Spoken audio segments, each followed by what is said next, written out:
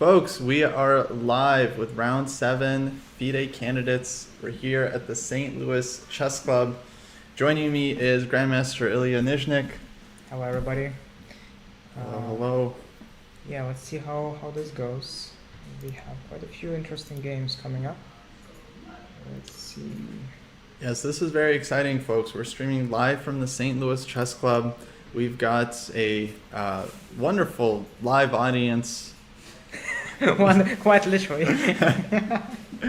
And yeah, we're getting ready. Round 7 is gonna be starting in just a few minutes. Ilya, have you been following this tournament? A little bit. You know, I'm aware of who is leading and obviously aware of the results, but I haven't really seen all of the games in their entirety. But yeah, just following the results mostly. And what have been your thoughts so far? Quite unusual to see, to see certain people leading the tournament, but there's still 8 more games to go, including this one today.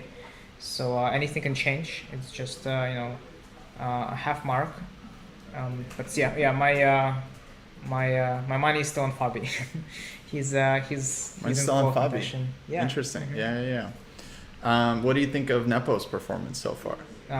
So far so good. Nepo has been showing some strong chess, and if he continues in the same manner, he'll have a great chances of winning the event. If he does, and we'll get to see Nepo fighting for the title yet again. Another chance for him. Yeah. Once again, anything can happen. I think I would say the top 6 contestants in the open or the male section all have a chance to fight for the first place. Top 6. That means everyone except Abasov and Firouzja. Pretty much, yeah. I would say that those two are really struggling right now and not showing their best. It happens. Yeah. Games looks like they're starting. We got Fabi against Prague, Firouzja against Gukesh, Naka White against Nepo, and Abasov White against Vidits. So, any predictions? Well, Abasov versus Vidit. I think Vidit has been struggling to convert some positions as far as I remember, and Abasov is just struggling. Unfortunately, he's in the beginning of the tournament, somebody asked me what is your prediction for Abasov's result, and I said approximately -4. So it looks like my prediction has so far been relatively accurate as Nijad is struggling for the most part, but he still has quite a few games to try and recover. So let's see, maybe there will be a turning point for him at some point. Oh, we got a French in Fabi against Prague.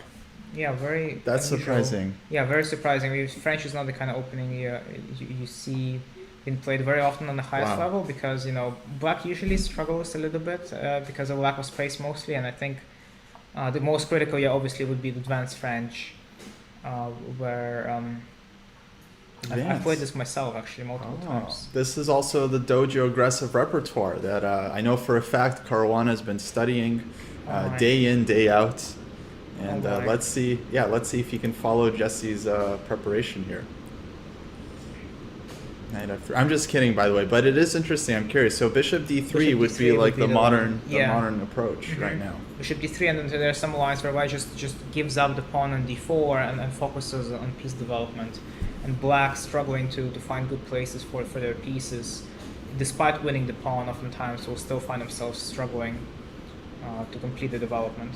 So. I actually like this way of playing, kind of just giving up material for dynamic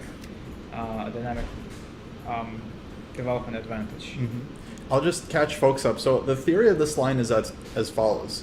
Okay, Fabi plays A3. So they used to go Bishop D3 here, and then after CD4, White would just take back CD4. Well, I can't take this pawn because of the very typical tactic Knight D4 and Bishop B5 check, winning the queen. So Black figured out they got to start with Bishop to D7, and then after White castles, Black can take this pawn, and it's a little bit dangerous, but Black can get away with it. So I've seen the lines where white would just leave the pawn on d4b and just ignore it kind of by castling, and that's that's the modern approach. yeah. They figured out on CD4 white doesn't have to take back; they can just castle. because if black takes on c3, then white can be captured back with a knight, and that gives them like, a lot of development. Yeah, all now at known once. to be very very nice for white. Mhm. But Fabi goes a different way. He goes a3. Okay, a3 used to be like big main line here, back when I was playing the French, which was like decades ago. And bishop d7. I think this is should be.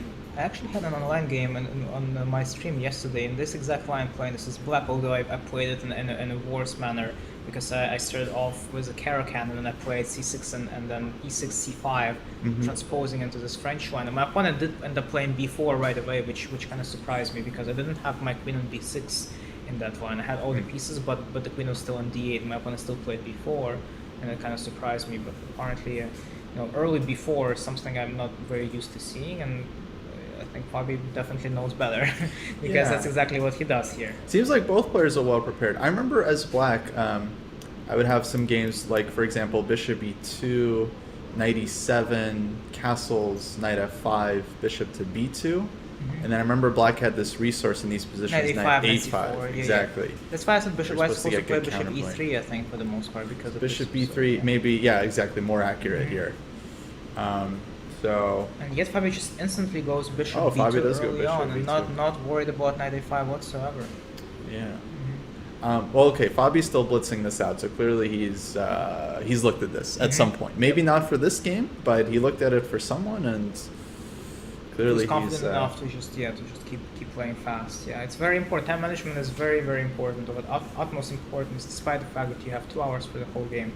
It's deceiving. You don't want to be losing time unnecessarily in the opening phase. You will be missing it eventually when you need it.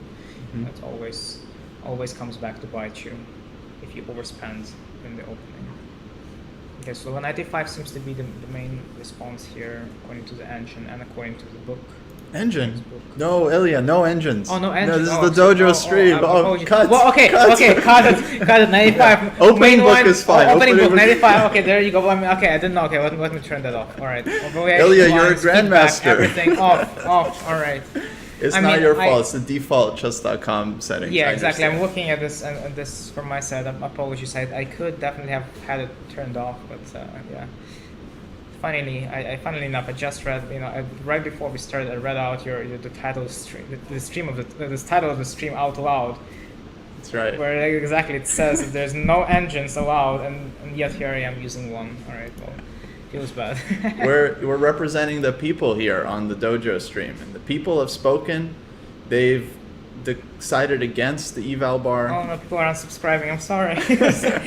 Ilya comes in and ruins everything. My first appearance on the dojo's channel, not a good one. Yeah, first sure. and last. No. Is this really your first time on our stream, by the way? Yeah, oh, it is. Okay, because I'm sure we've had Dennis at some point, but maybe not. But you might have even had me, but that was like one of the first years of the channel's life, I would say, because I'm pretty sure we did something together at some point, but it was a long time ago. Yeah, I would think so. It's great to have you back, of course. Costa unfortunately did not have me sign the contract before coming up on stream. I'm so sorry. Costa put a little bit too much trust into me and my ability to read and comprehend what I'm reading. But supposedly today is not one of the days where I'm good at it. Okay, well, 97, and now Fabi is thinking, so he might not be 100% in book anymore. Although 97, knight f5 still looks like completely normal play from black. But also, kind of 97 feels a little bit strange to me because my personal preference would be getting to f5 through h6. You could have gone knight h6, and there's Correct. no bishop even to worry about. Yeah, exactly. So now with the knight on h6, at least I'm keeping some opportunities to sacrifice them before. And now with my dark squared bishop open, I would say it gives me a higher chance of success if I do decide to go for it eventually. So since my knight is going to f5 regardless, I might as well keep the dark squared bishop open in the process. That's my logic. Yeah. Interesting info we're getting from our chat.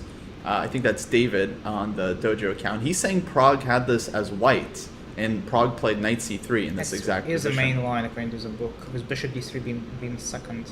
So knight c3 main move? Yeah, knight c3 is the main response, yes. Yeah, okay, so knight c3 definitely makes sense.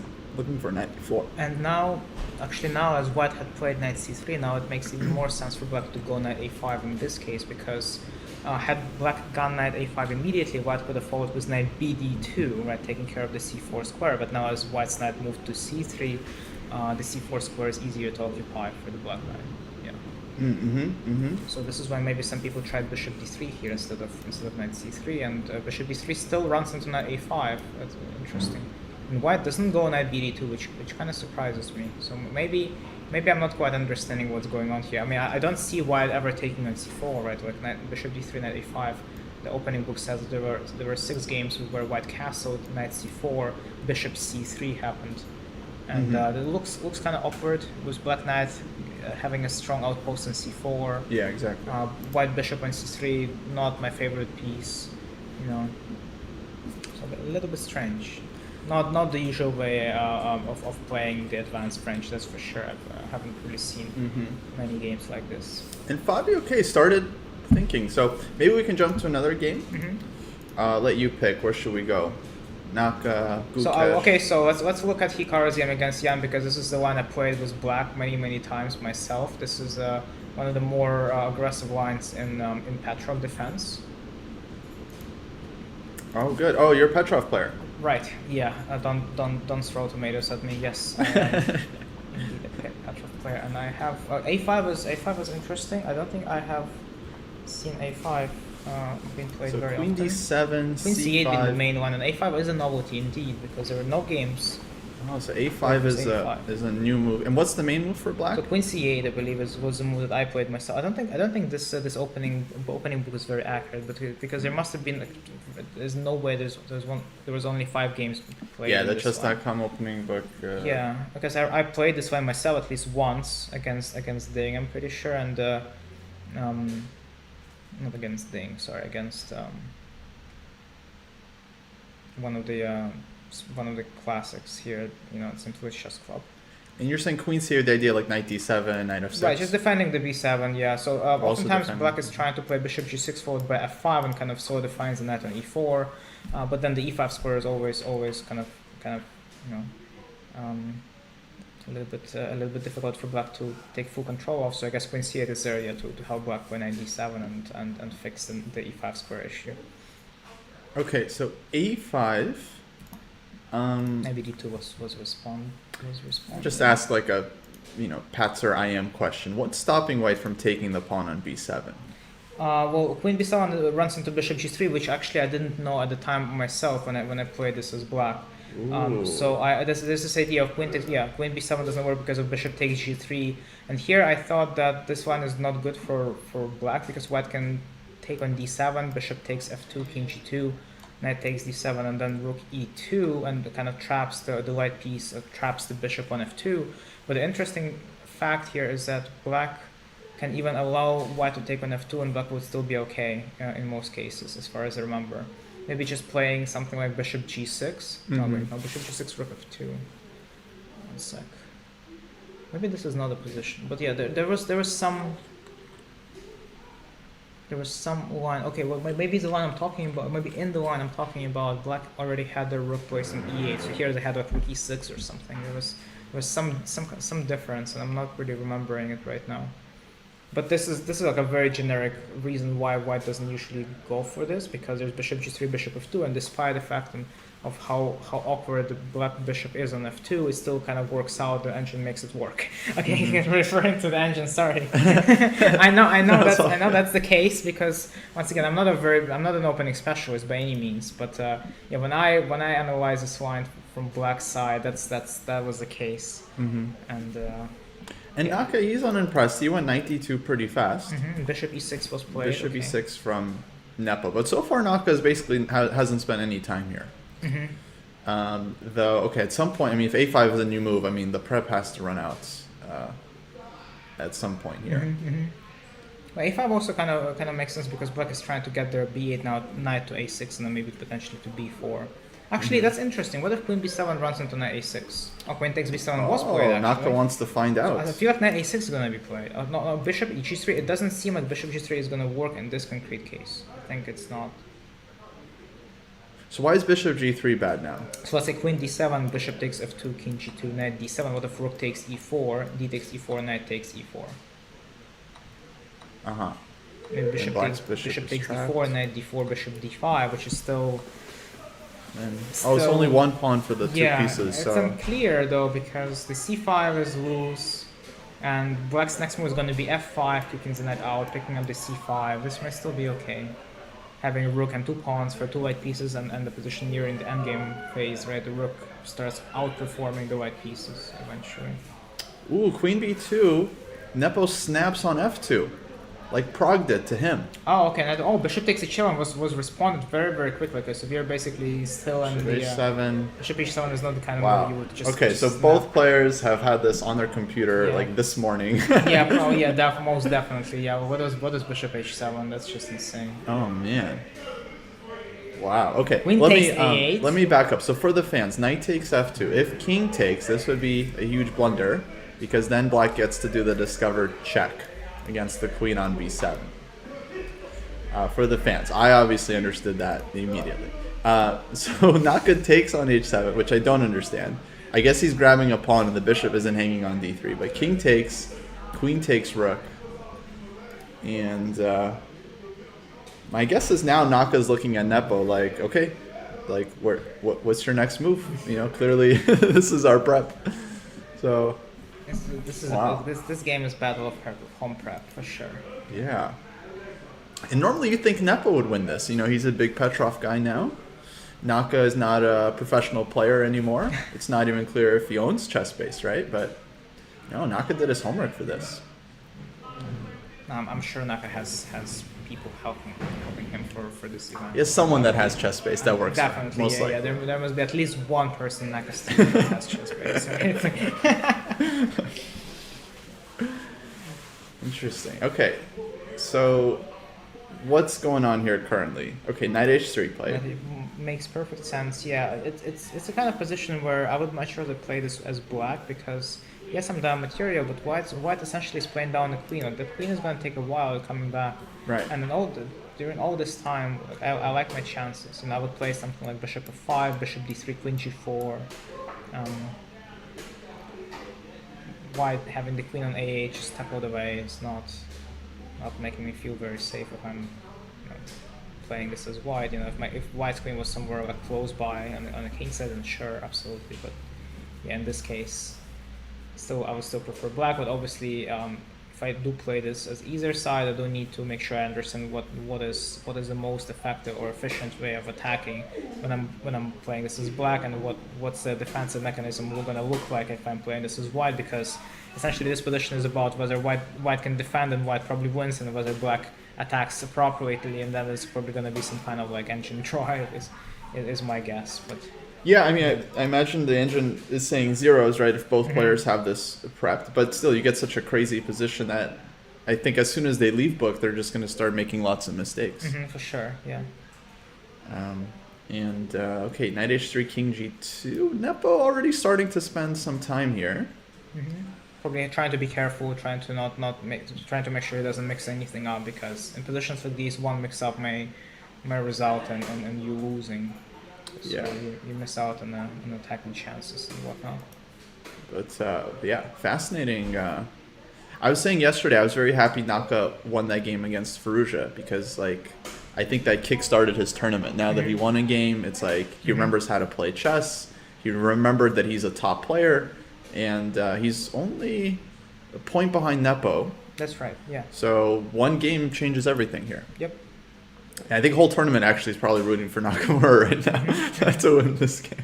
I mean, I'm sure many people are rooting for Naka, and would love to see him win candidates right now. But you know, objectively speaking, I feel like Naka is probably not the favorite to win this event, but it doesn't mean that he can't win it. You know. Yeah, still very dangerous. Okay, so this one's gonna be crazy. Let's see. How about we check out Okay, so there's some development in Fabio's game against Prague, and then Yeah. other games seem to be having a pretty timid uh, posture. Like it was Nijat's game against Virit. We see Rulopes anti-Berlin, I believe. This is, which is pretty quite timid, and it's gonna remain timid for a while, I would say. Okay, but to Nijat's credit, there's many ways to force a draw against the Berlin.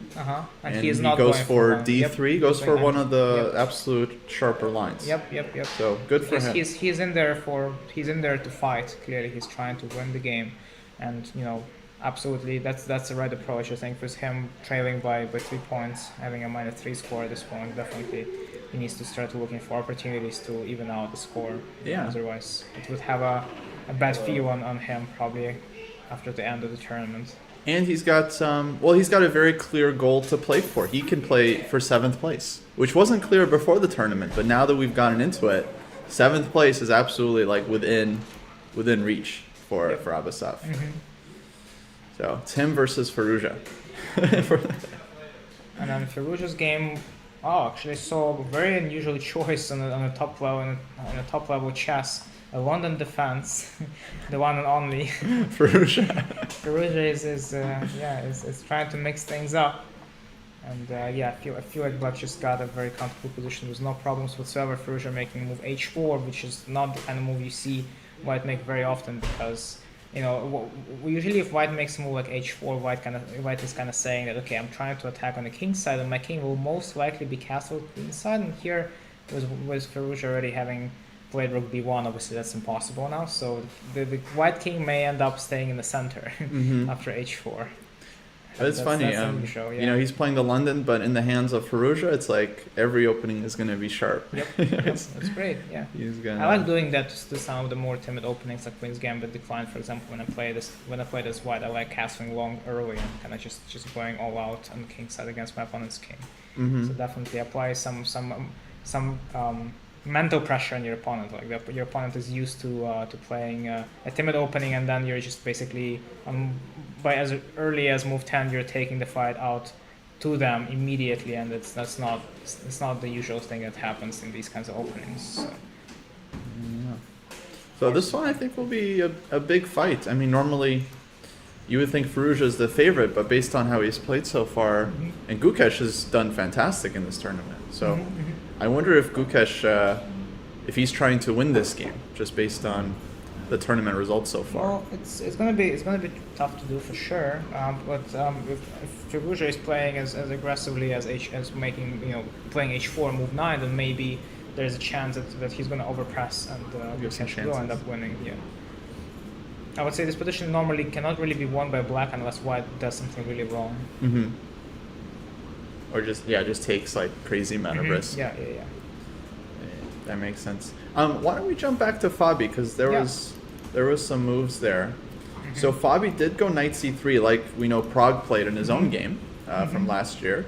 The knight a5, okay, thematic shot, we call this one. Knight a4, queen c6, very, very typical. Like the queen gets out of the way of the b file, but hits the knight on a4. So knight c5, knight c4, and now bishop c3. Yep. And okay, my limited understanding of this position from when I used to play the French is that even if White ever takes on c4, even if they win the pawn on c4, Black will have nice compensation on the white squares. Yeah, having a post on d5 for their knight or their bishop. Yes, that's correct. And finally, now there was only a few games according to Chess.com's opening book. So we're still White in theory. won, White lost, and then White drew. So very, very even scores here for everyone. And Black has exclusively played b6 now on move 13. It seems. b6 is the main move. Makes a lot of sense. Forces White to make a choice, right? Whether to take on d7 or to whether everyone in these three games has taken on d7 here, which makes sense. But yeah, once I see White taking on d7, I kind of feel happy unintentionally if I'm playing this as Black, because knowing that the Black's light squared bishop is one of the main issues in this line, and just seeing it gone by as early as move 14 kind of makes me happy. Yeah, This optically position- it would feel like black has solved all their issues. Yeah, exactly. This feels like a Bob Ross painting for black at this point. You know, like everything, every piece is smiling. That is on c4. You know, black doesn't have the West with bishop. You know, we're gonna get to play knight f5, bishop e7, and then we're just happy. Interesting. Okay, so Prague is thinking now. That indicates that he's out of book. But b6 does look very Natural, logical, yeah. just to force white to make a decision with this knight. Mm-hmm. If not b6, is there another move? Knight f5? The fight there's always g4, so I know I've been saying that knight f5 is coming, but maybe if we do want to play knight f5, we need to first secure the g4 score with h5. That's what black usually does. h5 could be a move, yeah. That's a good point. You would start with h5 here. Mm-hmm. Although I've definitely seen games where black goes like knight f5, g4, and then just back to e7. That's big, and then knight g6, Knight and g6. tries to use the f4 or tries to undermine the g4 pawn. Yeah, I've seen that happen too. Okay. Yeah, exactly. Yeah, honestly, I given that b6 happens, I strongly prefer black's position. Like I really like this because I know that most problems are gone. Mm-hmm. My pieces are getting where they need to go. Yeah. That is knight in c4 is super annoying. So I'm not sure if that's how easy it is for black to get a playable position here in this line. That's you know, something I would say something might have gotten wrong. Might have gone wrong for Fabi. But once again, with our limited understanding, without using engine's help, as you pointed out, we could be wrong 10 times over. Let's see what happens. Yeah, but that's the fun of it. It's like we're guessing because the players are also guessing, and the players are definitely more like in tune with the game than we are. They're going to be seeing a lot more stuff. But at least, I mean, we can give our human perspective, even if it's very wrong. I think the opinion can still carry some value because we're both thinking b6 looks super logical from black, and we're not really feeling what white is doing in this position. Mm-hmm. Yep. So either we're going to learn something from Fabi, or Fabi's going to learn something from B6 Prague. was played. b6 on the board. Nice. Okay. And now my instinct as white would be not to take on d7, right? Because I don't want to trade off this. But we've already made so many moves with that knight. You know, it kind of feels like a maybe actually that's exactly the reason why I would feel like a waste trading it away, right? Because we may have moves. Also, I guess there's some tactics, right? Like if we move the knight away, there's going to be the bishop on c3. So maybe just knight takes c5. It's just. That's right. So we can't. We physically so the knight are not allowed to. We have to take on. Oh, that's even worse, then, right? So we have to take on the d7, which was played, right? This is on the board. Actually, I've been wondering if king d7 is a move, but no, there's no need. There's probably no need to do that, right? Allowing knight g5 and stuff. But yeah, it's not unusual for black to just keep their king in the center in these closed advanced French positions. Because if black does decide to castle short, they may end up getting attacked on h7, and obviously long castle is no longer an option, so the king might just very well stay on e8. Well, the fact that Prague hasn't responded yet, I mean, that's funny. Yeah, he's at least considering it. Yep, you know? he's considering king d7. Yeah, well, knight g5 is just a bit too unpleasant. Knight g5 is unpleasant. And then knight takes e5. Yeah. Oh yeah. Okay. Yeah. Queen d7. Queen d7 was played. But still, you have time. You know, it doesn't hurt to check, like, because maybe the king is safer on b7. You can just start. That's true. Walking over. Although with white still having access to their Westfield bishop, I would say that's not a given, right? Yeah. If black king goes to b7, they'll have to make sure that the knight stays in c4, otherwise there will be trouble. Right. Okay, queen d7. I guess bishop d3 will probably be played. D3 feels natural. Most logical move, absolutely. And yeah, no tactics on the c file for now.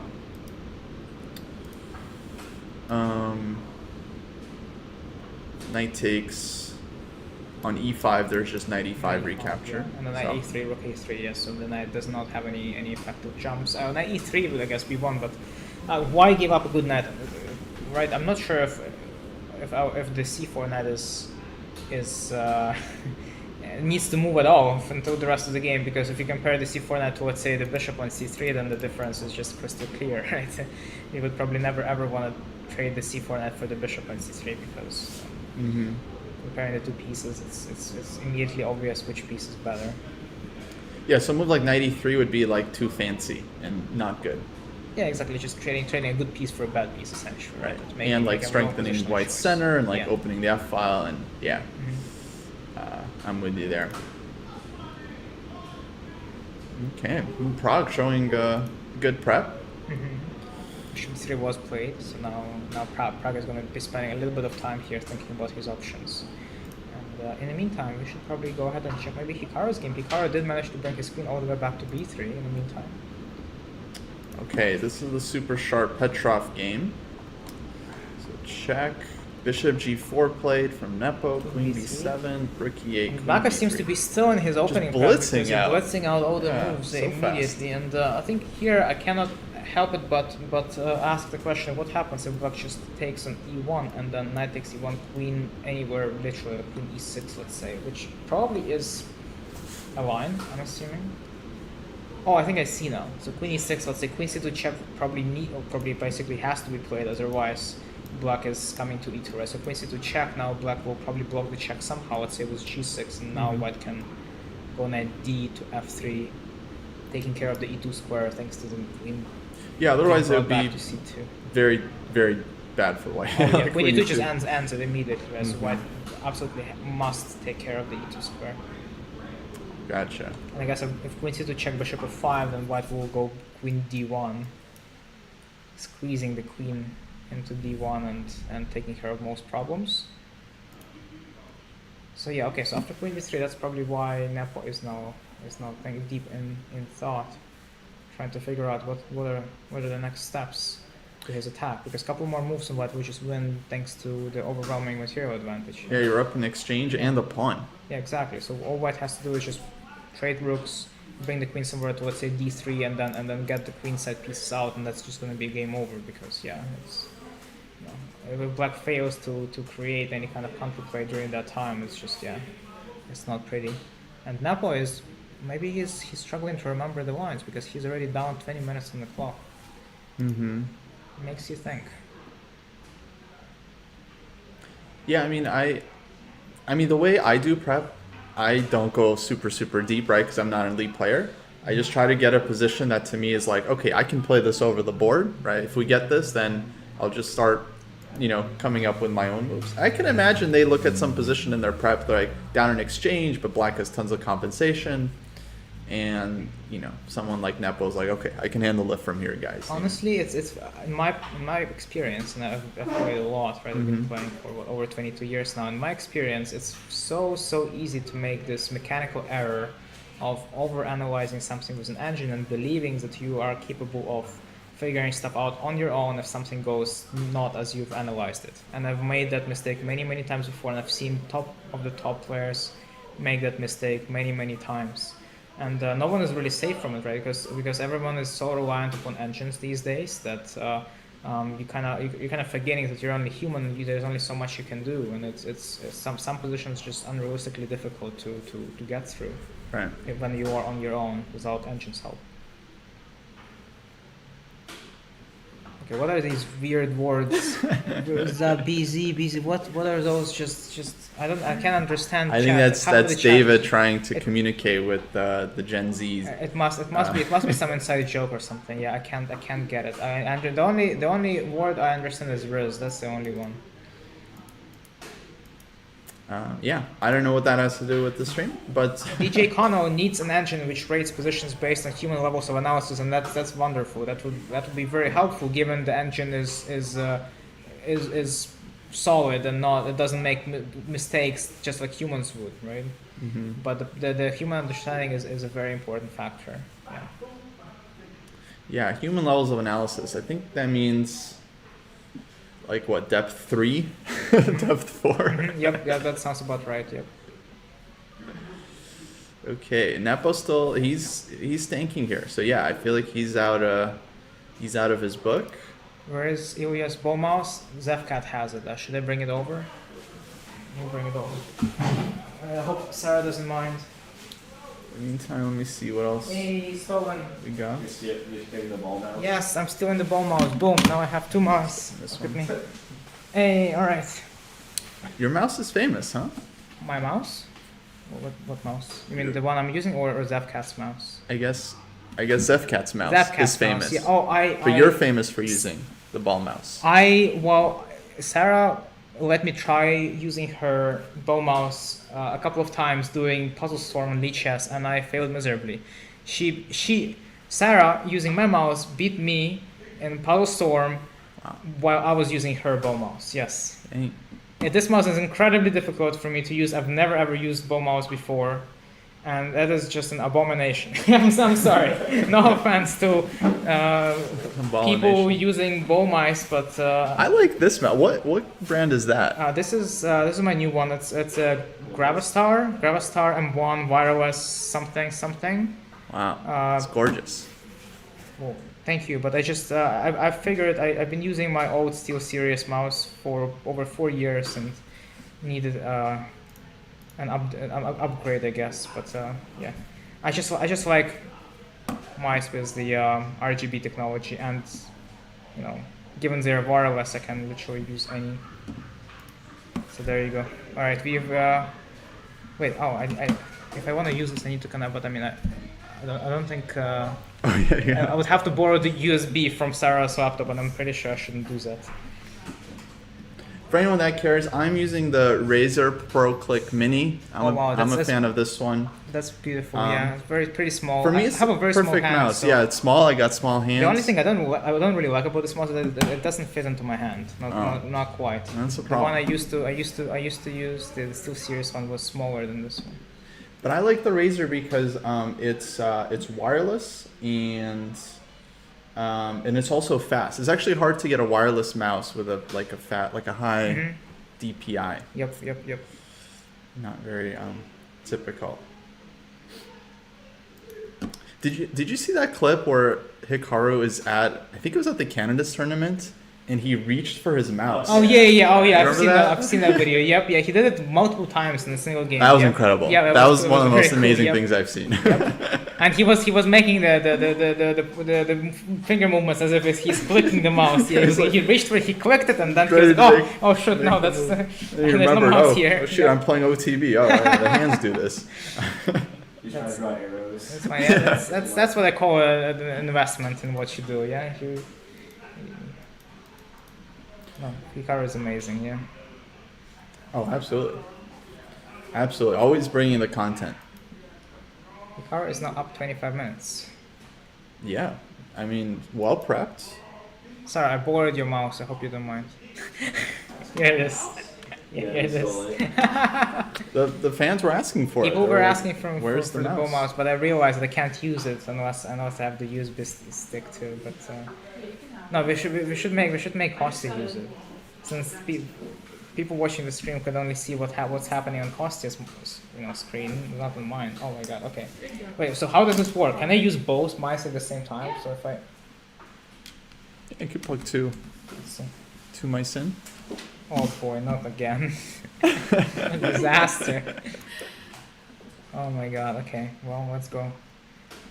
It's moving. Why is this not stationary? It's some of these things have fallen off, I guess, right? These things that are holding it stationary. Because you see it's like moving a little bit. No? Just use the ball. Yeah, exactly. Well, I'm used to actually moving the mouse itself, right? So the fact that I have to just move the ball is not... That's how that makes no sense to me. that makes no sense. Thank you. Yep. Was it pushing forward is up, right? And then like pulling back is down.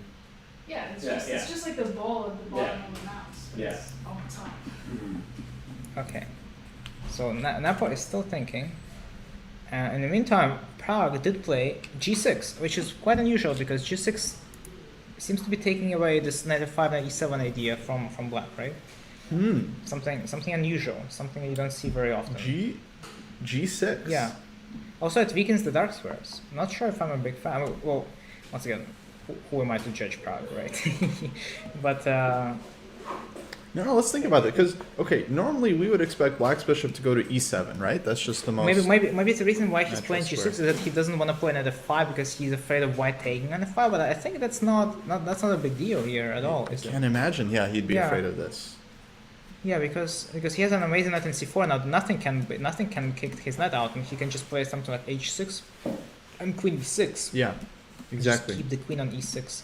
Although there's gonna be some knight e1, knight d3, knight f4 ideas to kick the queen out. So maybe he just wanted to avoid playing this structure. Although once again, I don't think it's that scary. Oh, there's another suggestion. Maybe he wants bishop h6. Is that possible? Although what would bishop be used on h6 for? It's just to like cover the c1 square. Since black will probably never ever move the knight from c4, then are they really trying to control the c file? I mean, probably. Like, yeah, no, you're right. Yeah. No, I don't know. In the future, I don't know. black will probably castle and play I'm rook guessing. c7, rook c8, double on the c file, and then eventually the knight is gonna get moved. Yeah. So yeah, you're right. No, I really don't know. I mean, g6 to me would have been, I don't know, 8th move. I would think like knight f5, h5, Or knight g6, knight g6, yeah. knight c6, all these Yeah. moves before. This is why Prague is 2750 and we are over near. Less. Yeah, we have our rating is significantly less. Than Okay, France, but yeah. I would say you're closer to Prague than you are to me. Well, a couple more tournaments and I'll be closer to you than closer to Prague.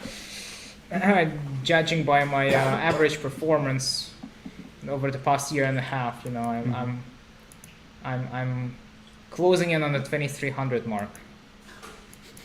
It's gonna happen any year now. I'll see you there. Well, I mean, you're 2400, right? So. Former. Anyways, let's. Okay, let's not embarrass ourselves any further. A rating talk is way too painful. Indeed.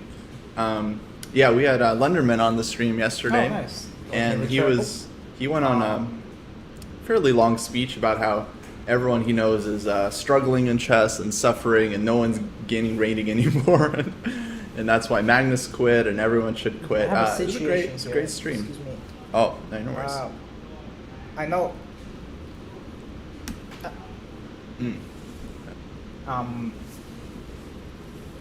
Well, come on, get out. USB's not cooperating. Yes, got it. Okay, well, what's up with this thing? This is just wants to stay. this USB isn't just in pieces. It wants to stay in. Well, I'm sorry, but it's gotta go. It's like a parasite.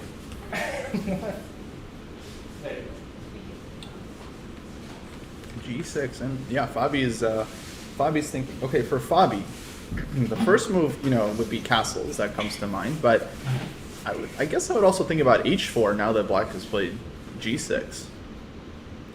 Just knowing that Compi often wants h4 in any random position.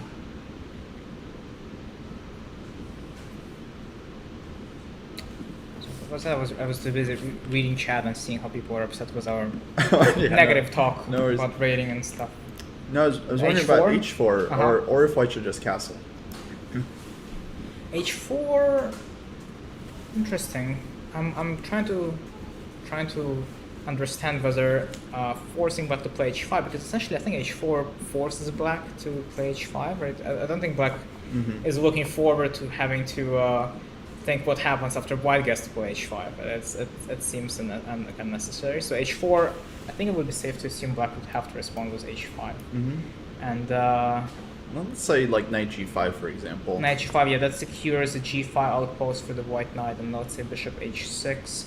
Well, actually, interestingly, I think it would favor black if they took on g5. Right? Long run, this is a close position. So having a pair of knights advantage over the bishop pair will be a funny thing to see, I would say. Yeah, could be. Some things white can do still. White can Really maybe undermine with g4. G4, h takes, queen takes g4, and followed by undermining with h5. Oh, the queen g4, there's knight takes e5 already, right? So it's kind of blundering tactic here. No, but it's good to show. Just what can happen. Yep. So h4, black would go h5. Yeah, knight comes to f5, and I mean black looks solid. Bishop h6. Yeah. Okay. I'm starting to believe in this g6 from Prague. That definitely has a point. Okay, so in Hikaru's game, I want to have you know that we see a development, not the one I suggested. So Hikaru did not play queen c2, but instead he played queen d3 check. Okay, same idea. Well, similar, because the queen is trying to get back to f1, I guess. Now bishop f5 forces queen f1. And actually, no, it doesn't. There's queen f3 also. Queen f1 or queen f3, both work, I assume. Or queen f3. Is this a draw? Queen f3, bishop g4. Is it just like a weird draw? Oh no, that might happen. Okay, so let's assume the draw doesn't happen and white is gonna respond with queen f1. But now there's knight f4. It is a draw, isn't that a draw? Wait, bishop f5, queen f1. Queen f1, there's knight f4, right? Knight f4. Oh. Right. Knight f4. Although why nobody said that white Can't is forced take to because take. bishop Yeah. h3. Let's say King white. King h1, because king g1 runs the queen e3 check. So I guess king h1. It's hard to imagine Naka prep 25 moves just to make a draw with white. Well, There's must be easier ways to make a draw against the Petroff, right? That's true. That's true. But I mean, here he's forcing his opponent to remember multiple moves of multiple only moves. So he's like maybe You know. testing, and Yeah, then if that's- Nepo yeah. remembers Yeah, everything, yeah, then yeah. okay. He deserves a draw, and that's how actually most openings go on the highest level these days. It's just players with black pieces getting tested for like many moves, and then if they pass, then okay, you can have a draw. Yeah. Queen e3. What else can black do instead of instead of bishop f5? It doesn't really seem like there is much black can do, because the black just blocks the check, and the white is gonna reorganize with knight d to f3. Right? Knight And d the f3. Bishop comes out, and All the comp could run out. Yeah, pretty much. Yeah. Yeah. Memory test. We'll see. Nepo already failed one memory test against Prague, Oh, right. which was a fascinating game. Naka is winning until it's proven otherwise. Well, if it's a draw, if the best line for each side leads to draws, and I would say it's unfair to say that white is winning. That white has ever been winning. I think I would have quit if I had to do this regularly. Yes. That's the unpleasant part about playing professional chess. Is that games like these happen all the time, and you're always under pressure. You always have to remember, or be able to come up with the best responses on your own. It takes it all on your physical strengths. You always have to be in the best shape possible. So it's not simple. Yeah, get out, folks, while you still can. Yeah, exactly. That's why I said that professional chess is no fun, really. Like it's really hard. But I guess it goes for any sport out there, I assume. It doesn't get easier. As the stronger you get, it doesn't get easier, unfortunately. Oh yeah, how do you feel about chess 960 for professional level? Great, I love it. I love. You like the fact chess that there is 960? there is no opening prep. Yes, that'll be my. So kind you of would game. support the shift. Yeah. I support just making the game a little faster. Fast classical. That works. How about we do both? Slow rap. Well, if we're gonna play chess 960, then I'm with Magnus. I want that extra time to Really? figure out what to Really? do. But that's what makes it fun. People have to figure out quickly, and they've always been thrown to these unknown situations, and they have to react quickly. Doesn't that make it more exciting? I mean, I guess so. Actually, I'm gonna play an event later this month. That's gonna be kind of chess 960, not exactly, but basically like the king, queen, and two rooks will be at the normal position, and then they're gonna mess with the bishops and knights. Oh, okay. Well, So we're just how many playing different? three fresh positions. 3 fresh positions. Okay. Well, yeah. I guess it does make it a little bit different. Slow start. Yeah, it's a slow start. Yeah. You can prepare. Let's be fair. You will be able to prepare beforehand. Oh yeah. So I'll be prepping. But if you play chess 960, okay, good luck memorizing 160 different positions, right? Right. Okay, Nepo thinking, why don't we move over, let's see, got Gukesh Firouzja. So Firouzja, Gukesh, and no Actually, changes, right? Can It's we the look same at this, position. Abasov game? Abasov's game is actually very interesting. What happened Yeah, there? I've got questions here. I'm not sure if I have answers. So knight c3, queen e7, Bishop e3. bishop e3. And now black took on e3. That's not the kind of structure I'm used to seeing in these Berlin positions. Right, like bishop e3 is Strong common, bishop. but not Taking, not here, yeah. right? Yeah, not here, and also black doesn't really take on e3, does it? And yeah, I think taking on e3 is surprising. And then b6, a3, b4. Wow. a3, bishop b7, And b4, Judge is playing this really fast too.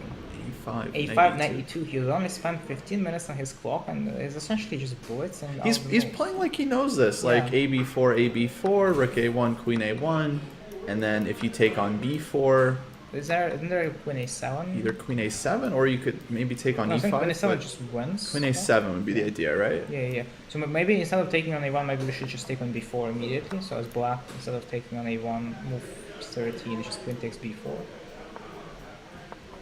Rook takes a8, bishop takes e8. I'm assuming queen a1 is just castle. Knight takes e5, knight takes e5, queen takes e5. What is this? Mm-hmm. There's queen d2 also. Okay, no, I'm pretty sure we're missing something out. Well, 95. Wait, you think It's queen d. Knight takes on e5 and queen d2, yeah? queen d2? So you're saying that's good for black? Yeah. Like I find it hard to imagine that white would be willingly going for this unless there's some kind of like attack against the black king, like knight d4 followed by some knight f5 and stuff. Yeah, I'm not sure if that Let's works. figure this. So right now we're saying black could just snag on b4. I Just think so. take. Queen takes b4. I mean, there must be something more to it. Okay, other than rook a8, I don't see another move. So black's just up a pawn. start with knight e5. You can start with knight e5 here. At least it's the same position, right? At least the essentially. same thing. So okay, queen a1 castles. Knight e5 to yeah. This line looks like forced. Queen d2, yeah, queen d2, and then let's say knight d4, maybe knight d4, queen takes e3, king h1. Oh, Mm-hmm. because g6 could have been played. Oh, now knight f5 is threatening. Maybe g6 here. G6. Isn't that why white would benefit more from having knight on g3 instead? I think that's the case. So instead of knight d4, how about we go knight g3? Mm-hmm. So knight g3. Queen e3, king h1, and here we have two threats, knight f5 and knight h5, and also c7 is hanging. Right. And so okay, g6 at least queen c7. Yeah, and white is safe. And actually, yeah, I prefer white now. The bishop on e8 doesn't seem all that useful. Right. But so does the knight on g3. So white, maybe black can just... Oh, there's no c5, so b6 is hanging. People were asking about white inserting c3 somewhere, but I feel like that because then we won't be able to win back the e pawn. So right, I don't if you see. insert c3, then black queen just goes away somewhere where it keeps defending the e5 and. David says nice analysis. See, Ilya, we can do it. Yeah, we can do it. We can do it. I can do it, or we can do it. Well, you can do it. I wouldn't be able to do it without your help. So it's a team effort here. Together, yeah, we're stronger than Yes, the engine. exactly. See, teamwork, guys. Even in chess, a singular piece can rarely do anything by itself. Gotta have teamwork. Teamwork makes the dream work. Okay. Hey, Ilya, the motivational speaker. Let's go. And I'm sure. Okay, so Vidit, he of course figured all that out as well. And yeah, I would think No, he's just gonna ignore. you just castles Yeah, here, just right? castle. Yeah, just ignore. Okay, people are still asking about c3. So yeah, I think we're not in time with this c3 because take, queen b4, and rook a8, bishop a8. So the bishop's not hanging yet. So if queen a1, black has time to castle. Then if c3, black has time Queen d6, queen d7, to just queen bring the queen c5 back. even. Yeah. Exactly. I would prefer queen d6 to just make sure the c7 is defended in case white queen gets to a7, right? So queen a1 and queen a7 will probably happen. So in that case, c7 might Right. be a little bit loose. Yeah. And then Otherwise, black goes c5, bishop c6, and black is up a pawn. we haven't won the pawn back here as white. So yeah, it feels like that whole line with like queen d2, knight g3. I think that would be forced. But Vidit thinking, that position didn't look so promising. So I would expect him to just castle here. Maybe c5. Is c5 playable? Just to open up c5? the bishop. Yeah, for sure. But c5 may lead to white kind of locking things B5? in with b5. Yeah, Yeah. maybe. I'm not sure who. Because if let's say c5, b5, and now let's say Vidit just plays this normally with castle, then white has c4, and white can try bringing the knight back over to d5. Right. And this feels mildly inconvenient for black. So that looks nice for white. But I guess black could throw in c4. Yeah, that's what I was thinking too. So instead of castling, just go c4 immediately. The question is black on time to just make sure that nothing happens to them? Let's say knight g3. Are you gonna play g6? g3. Let's say g6. And I have d4 now. d4. Let's say castles. d5. I just wanted to lock everything in. Ah. There's queen c5, which is a double attack against b5 and e3, but I'm not sure how important a singular pawn is anymore. c5. Black playing queen c5 kind of feels like they're taking the most important piece away from the king side, and this gives me ideas of maybe I could try for some knight f5 ideas eventually, like knight h4, knight f5, or maybe just give up the b5 and go like let's say go queen e2, queen b5, knight g5, and then knight h5 and try something. This is just obviously this is just my little fantasy, but just analysis. Yeah. Also, black could castle queenside. I'm being told. That's pretty cool. Wow. Yeah. Completely forgot It is about legal. that. They Yeah. let me do it. Yeah. Which maybe is kind of, well, dynamic. That's how Prague would play for sure. Yeah, quite interesting. Yeah, obviously that's only given white keeps things locked on the queen side by playing b5. Yeah, because if white doesn't do that, then casting long as a can suicide. Yeah. Okay, so Vidit thinking he can castle here. c5 still feels okay. Some options, yeah. Alright. Castle a takes b4 may or may not work because we might be missing something. Yeah. Okay. Why don't we jump to another game? Okay, So Firouzja Huh? just went Whoa, rook h3. rook h3. Have you ever seen anything like this in London? And in this structure specifically, I don't think I have ever. Rook h3. Wow. No, this structure for sure I haven't. I mean, this is like exchange Caro structure, right? Yeah, exactly. Or reversed Carlsbad. So this would be the equivalent of black playing h5, rook h6 in a queen's gambit declined. I can't say I've seen that one. Yeah, nope. Nope. Wow. What about bishop just taking on f1, and what is Firouzja gonna do? Take with the king? Because if he takes with the king, there's queen a6, queen takes a2. Not sure if that pawn is healthy for to capture, but definitely is an option. I would fear this. What if black just plays, let's say, like normal human chess, bishop e7, Bishop d6 also. d6. Perfectly Let's say fine. bishop d6. Yeah, bishop d6, maybe takes rook g3, trying to put the rook to a good use. take rook g3. The rook feels so out of place. I mean, yeah, if white can get the rook back, like rook g5, rook e5, back to e1, I'd feel great. There's a better way to do that. That's called castling. Right. And then getting it there through e1. It's faster, right? If you just Yeah, a little castle. bit faster, yeah. Interesting. But what do we know? Maybe we're making fun of Firouzja right now, and he's gonna show us. He's gonna prove us wrong. He is going to show us. Yesterday he didn't really show us, but hopefully today he Hopefully shows today, us. yeah. Yep. Okay. But, hey, rook, according to the clock, he spent half an hour on rook h3. Oh boy. Which is... Really? So this whole thing was his home prep until rook h3. Okay. Yeah. Do you think that's real? Do you think that's like?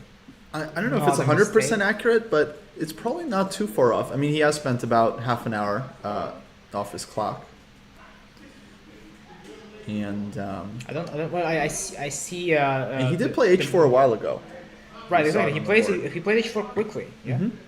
According to this, 40 seconds. Uh-huh. And for the most part, these clock times have been pretty accurate, from what I've seen.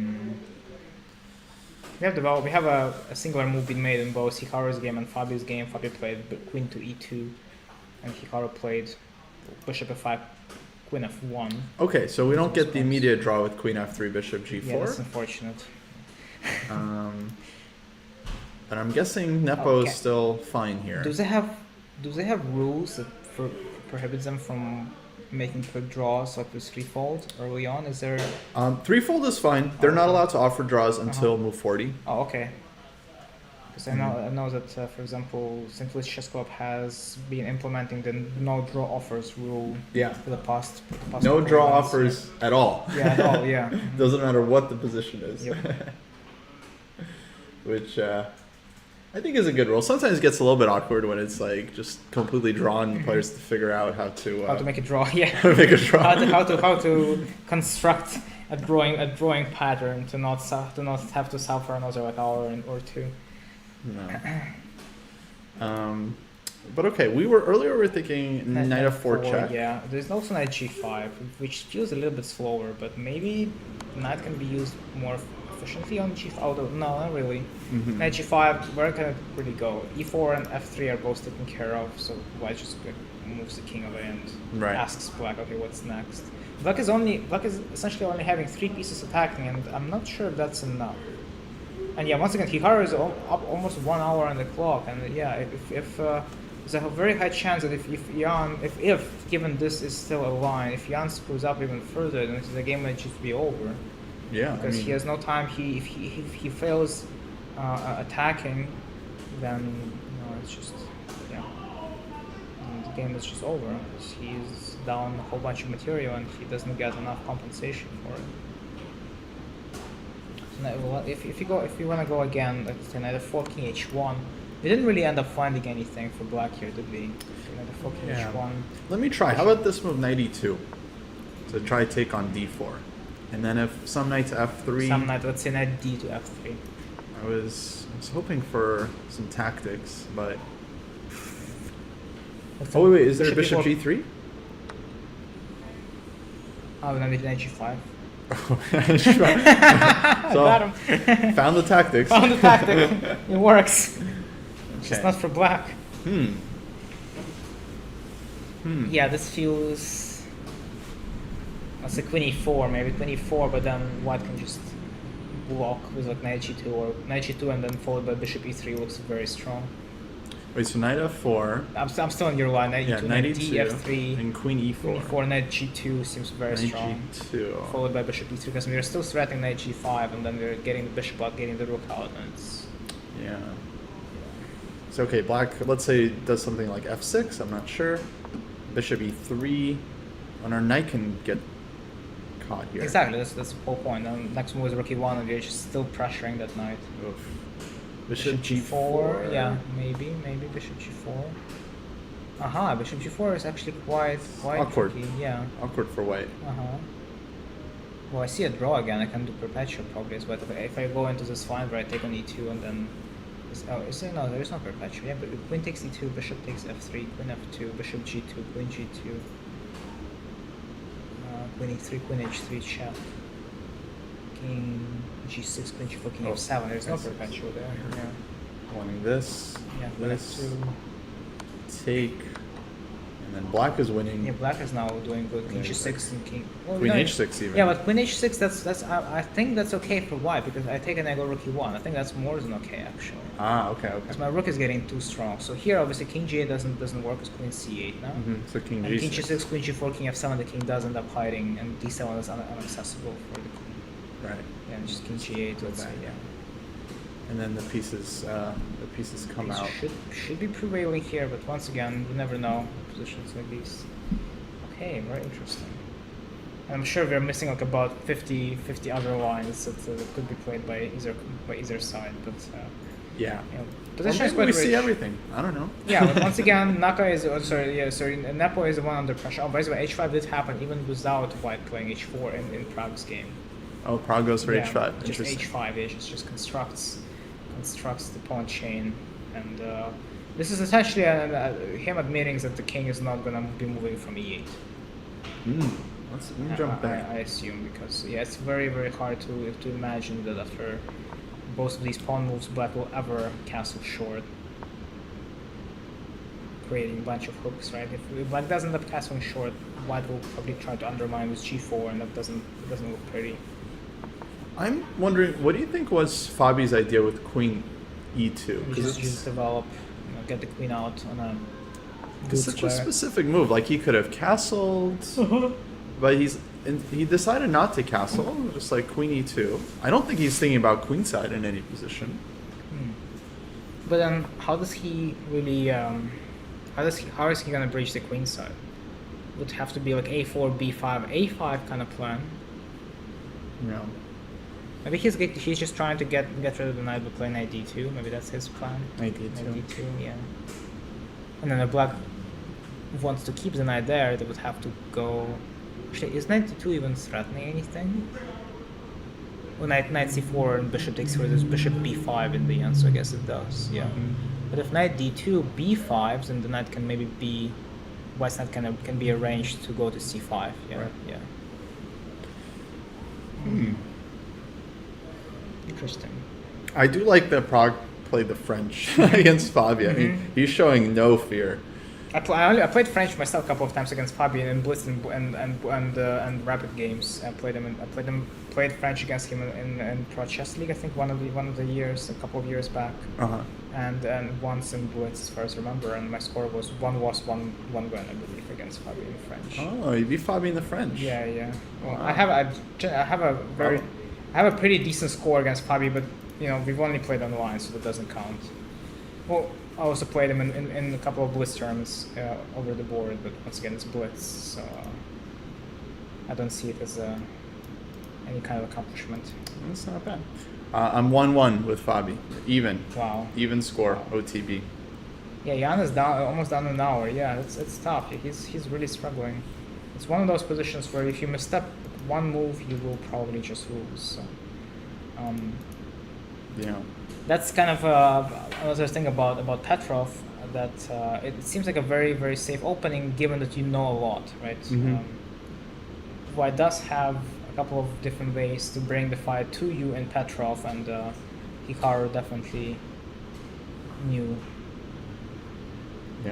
one that seems to be practically best since he is now enjoying his time. Okay, knight d7 is not the kind of move I would be guessing Nepo makes here, because once again this move seems a bit too slow, Right. allowing White to reorganize with knight df3 and then dark split bishop moving out. So once again, not a big fan, but maybe I kind of get it. I mean, well, I don't know what the where the prep ended and what the computer thinks and all that, but I feel like he's just saying he's just gonna play on the light scores here. Like he keeps the knight on h3, other knight comes to f6, and then maybe e4 no, maybe g4 too. Yeah. or g4. Because h3 is invulnerable. Yeah. So that's interesting actually. Yeah. Now maybe you're converting me. Might be converting me. Well, let's say for example, like knight df3 looks like the most logical for Yeah, then White. knight f6. Yeah. Knight f6. Bishop g5 makes no sense, right? Also, White cannot really play bishop e3 or f4. Bishop d2 doesn't look good either. It's like hard to develop for Yeah, White. This that's knight true. on I e1. thought- It's not clear where Yeah, it's knight on going. e1 is kind of ruining it for White. Yeah. Also, the knight jumps from h3 are always there in the air. Kind of easy to blunder some Right. sneaky knight jump. Yeah. Yeah, you still have to watch out for knight f4. Yeah. Maybe after Naka moves, we'll switch our opinion back to Naka's. It's like Actually, I just realized that as soon as White goes knight df3, the knight jumps become impossible because there's always going to be knight g5 in the end. So like let's say knight df3, knight f4, White can just take on f4. Ah, okay, good So point. I want to point it out because That's a nice idea. it just trades everything and White wins. Nice. Okay. Figuring some stuff out.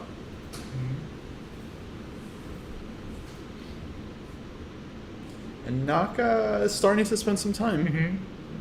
No more quick responses from Naka. No more But prep. this feels like a good time for him to because he's up on the clock and now he probably has objectively better position. The question is, can he figure out how to avoid Yeah. the minefield? Can you figure out like why Compy didn't show knight d7 Yes. as the main move?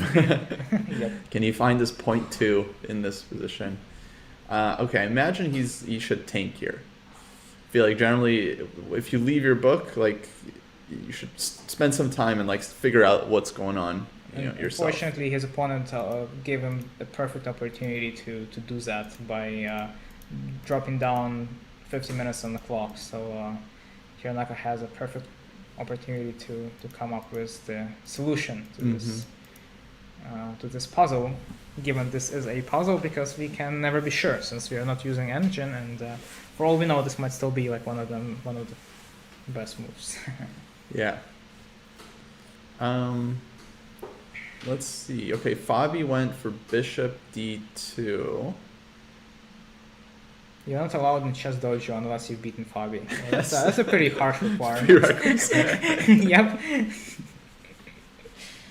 Yeah, you getting interviewed to join Chess Dojo. First question in the interview: have you beaten Fabiano Caruana in a blitz or rapid game, online or over the board?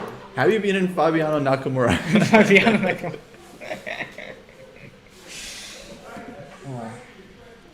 Okay, bishop d2 makes a lot of sense to me, because well, the bishop was just a target on c3, and here he's stopping bishop h6, or at least he can trade it off. He can think about bishop g5, bishop f6. Yeah, makes perfect sense to me also. Also, getting the bishop to f6 definitely seems like the f6 seems like a tenfold improvement from its original position on c3. So obviously black also doesn't really want to take on d2 because trading a good knight for a dead bishop once again. Yeah, although let me just ask. Let's say knight d2, and then next move would be bishop h6. Okay, well, let's say knight d2, queen d2, bishop h6, queen b2, and then you probably choose castle, I'm assuming. Say castle, sure. Yeah, and then h3. 3. So I would think black's doing all right, like queen c7, and then try to go for queen c3.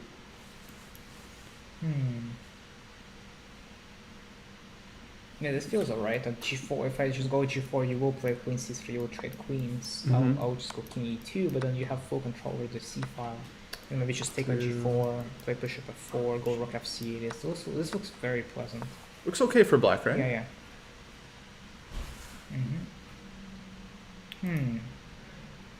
It feels like a waste taking on d2 though. Right? No, I totally agree. But it might not even be that bad. Yeah, like I was always taught, like when you're evaluating an exchange, you don't really think about the pieces that are traded. Like knight on c4 is pretty, bishop on d2 looks bad. You think about the resulting position, because that's what really matters anyway, right? And white already played knight c5, knight takes d7, so I feel like I'm allowed to do the same as black. That's true. Yeah, that's true. And it gives black a couple of extra tempi, because bishop h6 comes with a tempo, and the rest of the development is simple and straightforward. Yeah. And if he doesn't take, like, what's his move? Knight f5 or bishop g7? Bishop g5 is coming regardless, it feels like, right? Yeah. Yeah. And then if that's where bishops get traded away, then it feels like white is the only one trying to win, because h3, g4 comes in. It's always annoying, and then it's hard for black to castle. So maybe black is going to try on the queen side with something like queen a4. Just try to annoy the queen side pawns. Like, at some point. Well, maybe not now, but... Oh, it's like some a5? Yeah, like queen a4, not necessarily a5, because white does have a bishop pair, so I'm not sure if I want to open things up. And then black. Queen a4, yeah, that could come in. Very interesting development. Vidit ignored the idea, right? Vidit ignored the b4 pawn and just castled, and knight g3, g6 happened, which makes perfect sense. g6,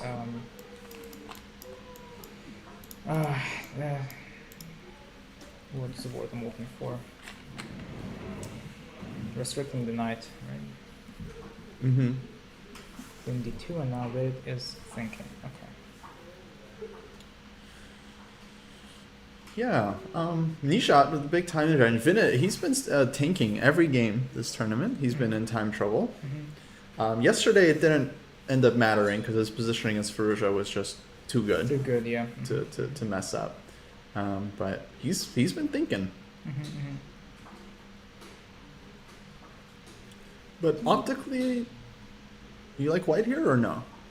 I would say it's probably around even, but it's a semi-close pawn structure, so white's I like having knights in this case, and it's very hard to break through these pawn chains for black. Maybe like something like c5 and c4, so the idea you tried earlier, a different line maybe would be the one that Vidit is gonna try for, but you know, it makes things messy.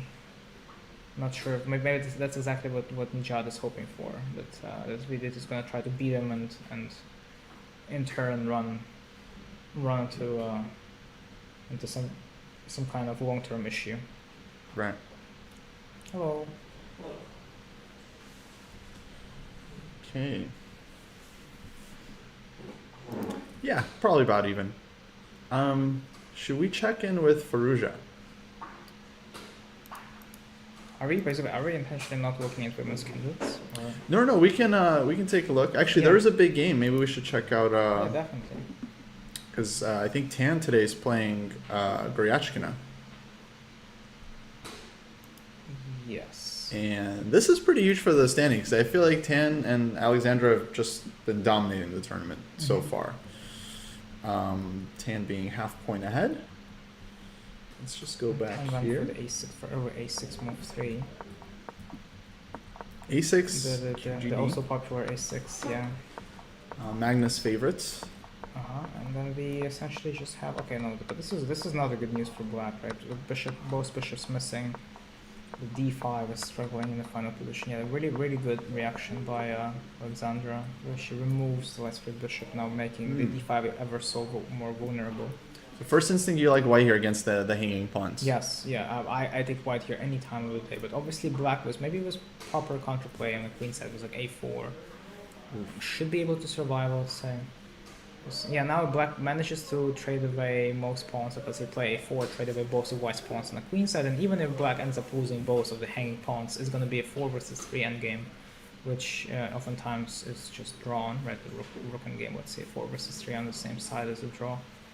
So stuff like that. Okay, wait, you're calculating very far ahead. I'm just imagining things. I'm just imagining what if, let's say, black plays A4 and then black ends up capturing both of white's pawns on A2 and B3, and then white ends up capturing D5 and C5, and that's a 4 versus 3 endgame. It's just something that could possibly happen, right? It didn't have to, but in some cases it may end up working out like that. But yeah, looks like 10 found a proper response to knight G5, which was queen E5 in this case.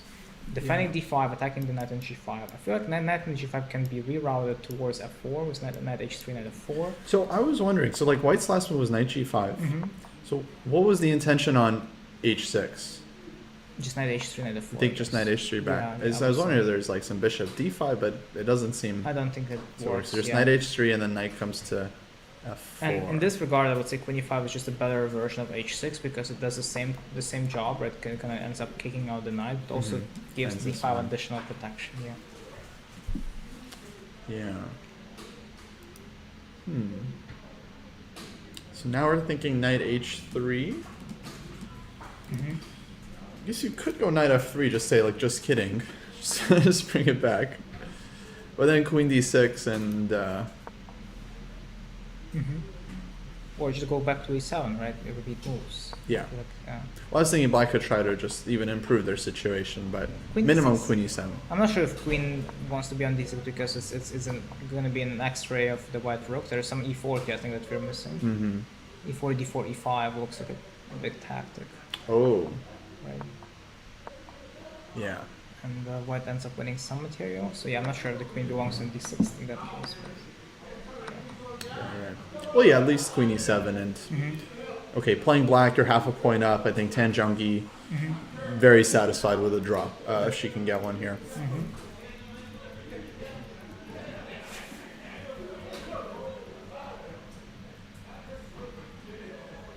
An interesting development in Katerina Lagnov's game against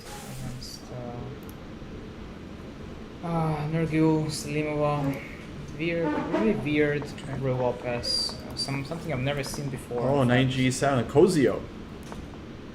Kozio, yeah, and then some really weird position appearing on the board by move 15. Trades, queen G5. I feel like I've seen all this before. Queen G5. Yeah, I don't think I have ever seen this. This does feel like some kind of prep. But yeah, we're going into the endgame by move 15. knight d2, and I guess c3 is gonna be played. Because Mhm. feels like black is losing the c4 pawn no matter what, but they'll probably try to sell it for as much as possible.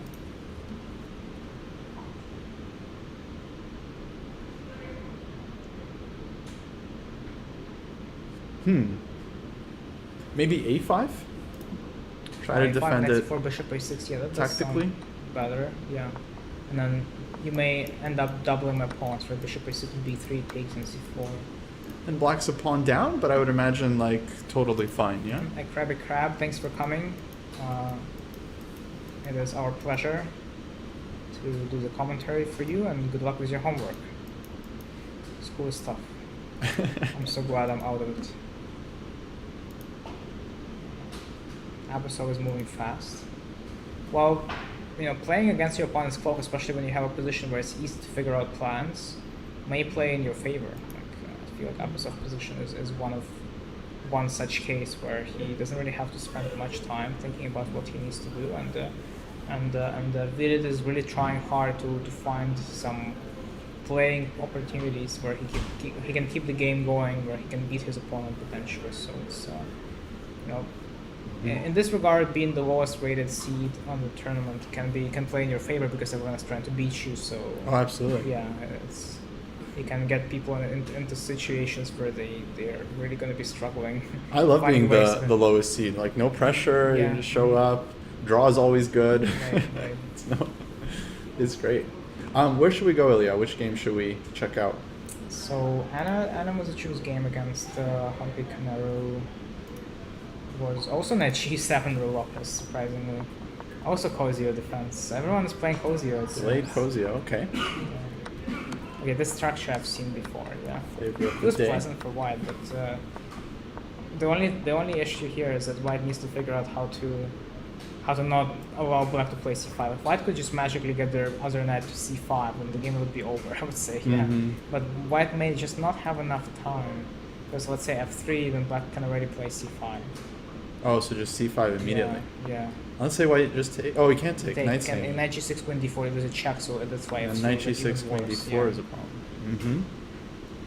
So it's gonna be about whether White can blockade the c5 square, but it doesn't seem to be the case here. Yeah, one needs some extra moves. And Lei versus Vaishali, we have, is it another Kozio? No, it's just normal. Oh, it's Italian, okay. Italian, Lei refused to play fried liver. This was offered. It was offered for a fried liver, but refused. I don't like fried liver. Not my favorite. It's type too of sharp. meat. Yeah, not a fan. Yeah. Anyway. Very unusual. White then ended up playing bishop c4 to b5 on move 10, which is frankly a waste of time. But then, yeah, this feels like this. I thought it's a typical thing. Typical, yeah. Like, well, you keep the bishop, and then you always throw in like some d4 in the future. But this just makes me feel like Italian is just a worse version of Pro Lopez because we end up wasting a bishop. Yeah, once again, I'm not an opening I'm specialist. surprised on bishop b5 we didn't see queen b8 because I feel like I've seen a million like Oh. Ding Loren, Wesley So, Naka games where they always go like queen b8, queen a7. Oh, And like 97, and then maybe trying to go for some f5 breakthroughs. eventually yeah? 97, yeah, Uh-huh. exactly. But no, we saw 97 right away. Well, so it's probably going to be just a little bit more timid of a game. And then ed4, cd4 wasn't played, Interestingly, yeah, because that's the usual response, yeah. which is hard to imagine. Knight d4, knight Knight g6, d4, yeah. knight g3. and, Bishop d2, and then bishop we don't have much development here, so let's go ahead and go back to the open. So far, Hikaru is still thinking. It's been basically almost 20 minutes. Hikaru's still thinking. And on guess knight what? d7. Prague did end up taking the bishop on d2. Oh, Go let's Kostya. go Prague. Yay! I'm a GM today. Yes. Called it. Takes. Called it. I guess knight bishop d2. h6 is coming, yeah? Bishop Yeah, bishop h6 h6 was played, yes. I wouldn't be surprised if we see something like g3 f4, just kind of trying to keep things locked. Mm-hmm. Also, I would, if I were in Fabi's shoes, I would have included bishop b5 as well. Mm-hmm. Doesn't seem like a bad idea to include bishop b5 just to make sure the black knight doesn't get to f5 and doesn't start annoying our d4 pawn. I feel like it's going to be less annoying on c6 than it's going to be on f5. Because if it's on f5, then the c file is still open for black to occupy, and if the knight is on c6, then it is still annoying the d4, but at least the c file remains locked. Bishop b5, there's an issue because black can take on d2 with a check and force white to lose castling privileges. Yeah, I thought maybe white doesn't mind, like king d2. Yeah, close position, king takes, and then c6. this reminds me of like that famous Alekhine Nimzovich game where he sets up like the Alekhine's gun. Rook c3, rook c2. Yeah, this might actually even be lost for black if we calculate this. If you're not lazy, and if we calculate this, might actually end up losing for black because it's hard to get rid of the pin. Exactly.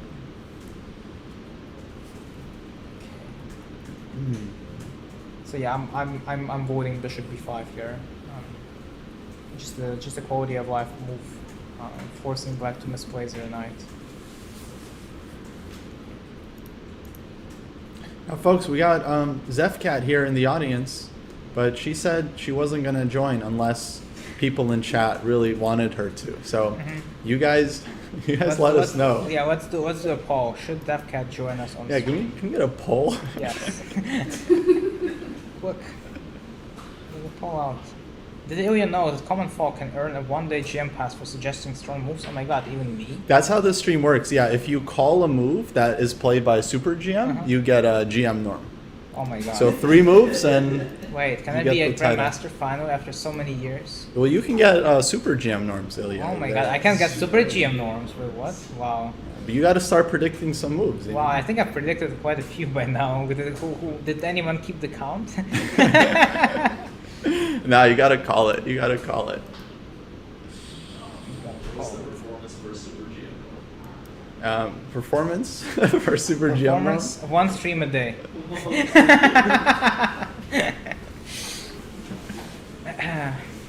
Okay, Fabi thinking, but honestly, I don't see white's e to f3 play here. Yeah. Hikaru made a move. Knight e to f3. Knight e f3. I guess the idea is queen e1. Ah, okay. Makes sense. E1. Knight f6, queen e1. Yeah.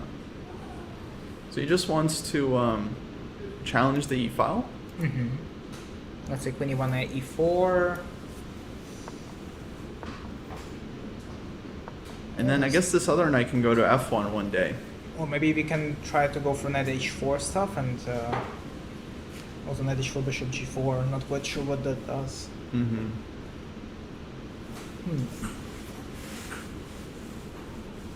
White is definitely feeling some pressure here.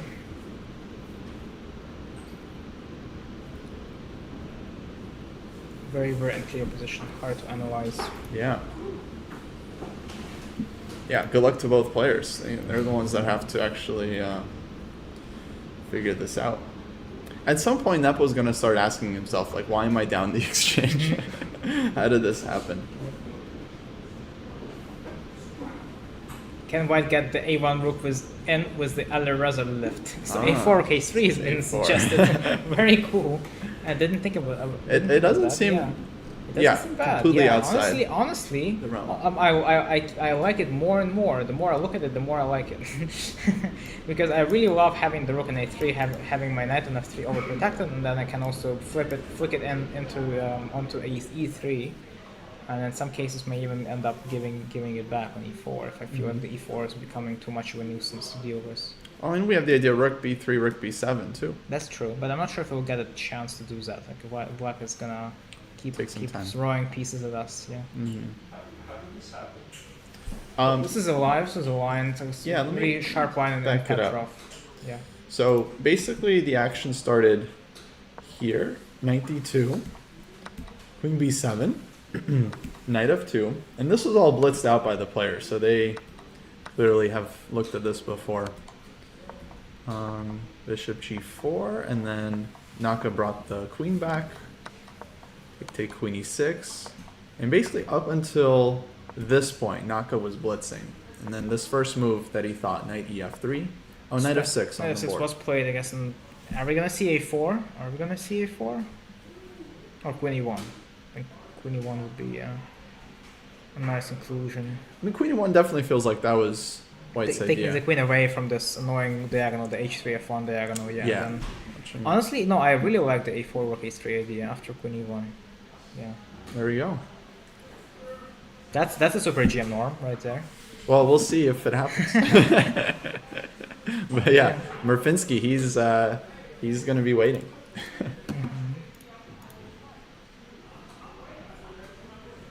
Would you guys consider the Petroff as an attacking opening? Question: do we consider Petroff as an attacking opening? I mean, Mostly no, but white can make it into one. See, there are some ways.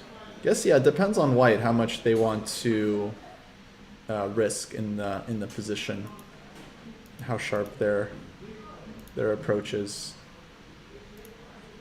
Just taking a look at games. So Fabi still thinking, Gukesh thinking,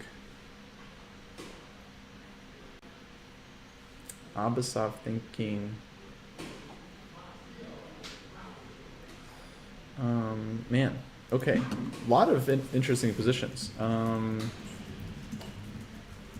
don't we? I don't know. I mean, we could stay with Naka because this feels like the most critical game of the day. But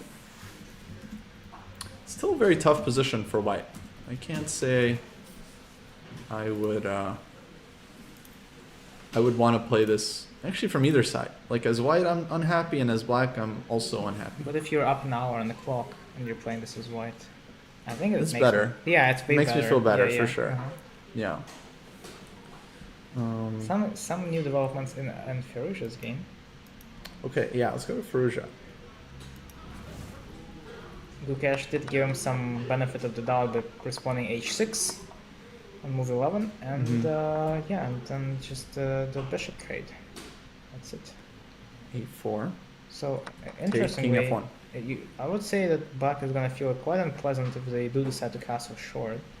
But if they don't, then what are they really doing? If black doesn't castle here, what's the plan?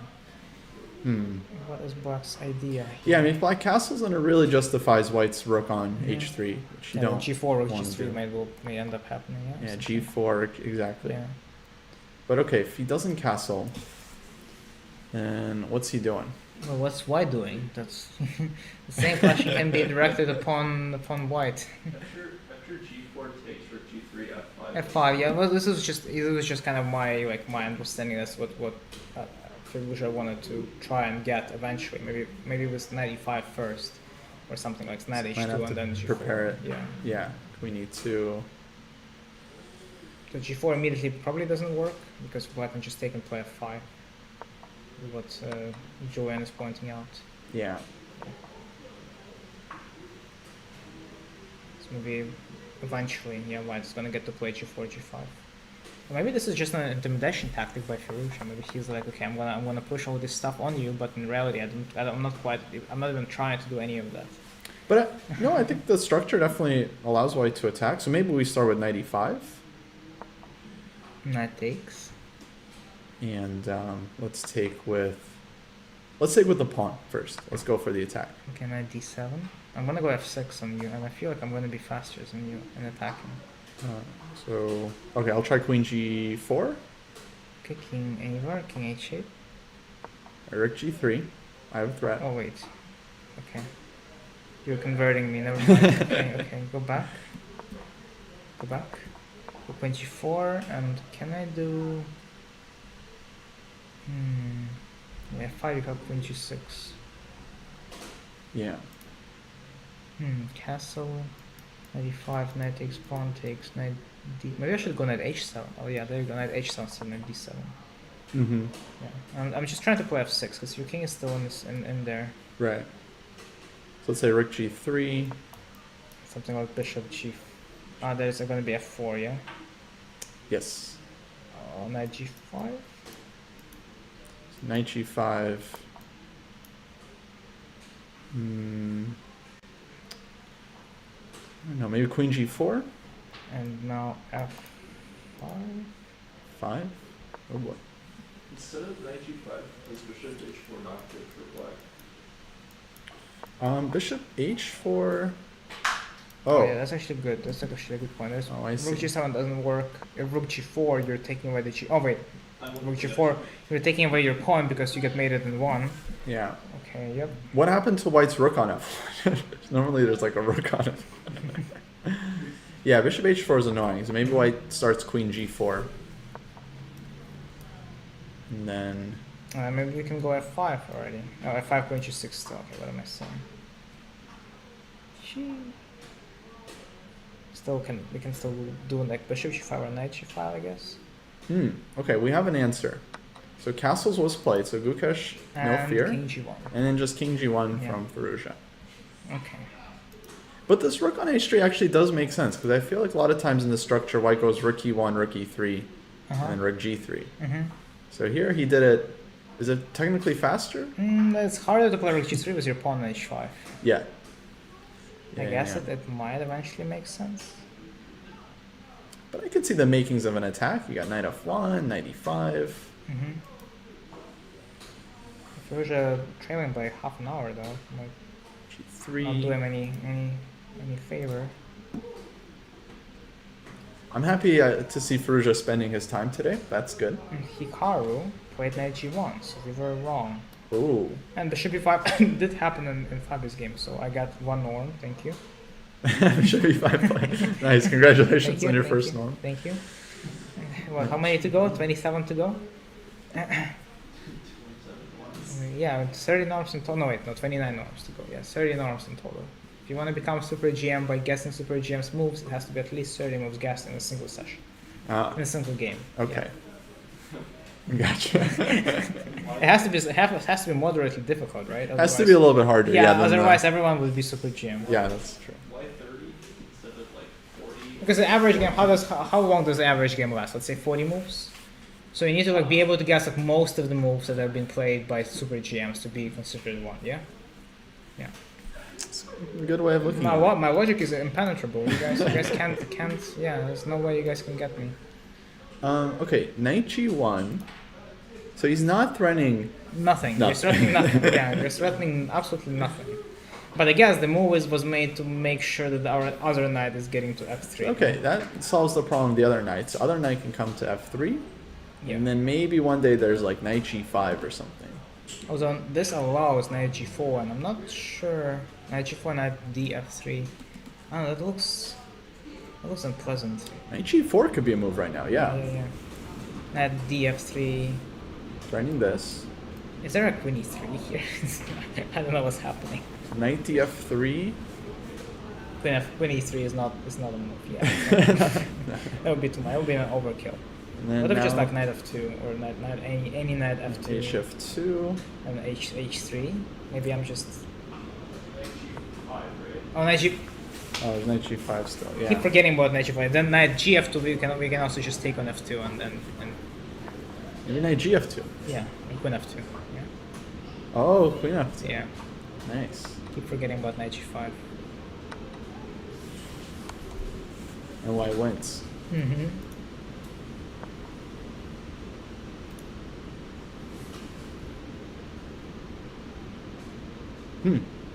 Okay.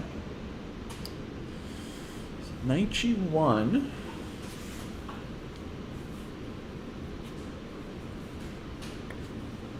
If you just want to be GMs, then you have to guess 3 moves. That's right. But if you want to be a Super GM, you have to guess 30 moves in a Super GM game. That's correct. Yes. Do recapture An- sounds. anyone can be a GM. Anyone can guess 3 moves, but not everyone can be a Super GM. David's saying if black goes knight g4, we can just take on h3 at any point. Okay, that's too good. That shouldn't be allowed. Making moves that are too good to be true, like knight takes h3, should not be allowed on this stream. Yeah, that's deep.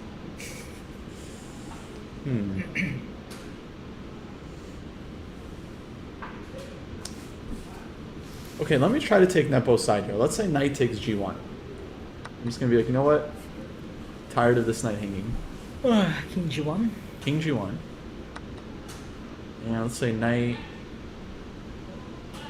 You have a draw. Wait, can you make a draw with bishop h3? Oh, yeah, wait, no, I have knight f3 again. Oops.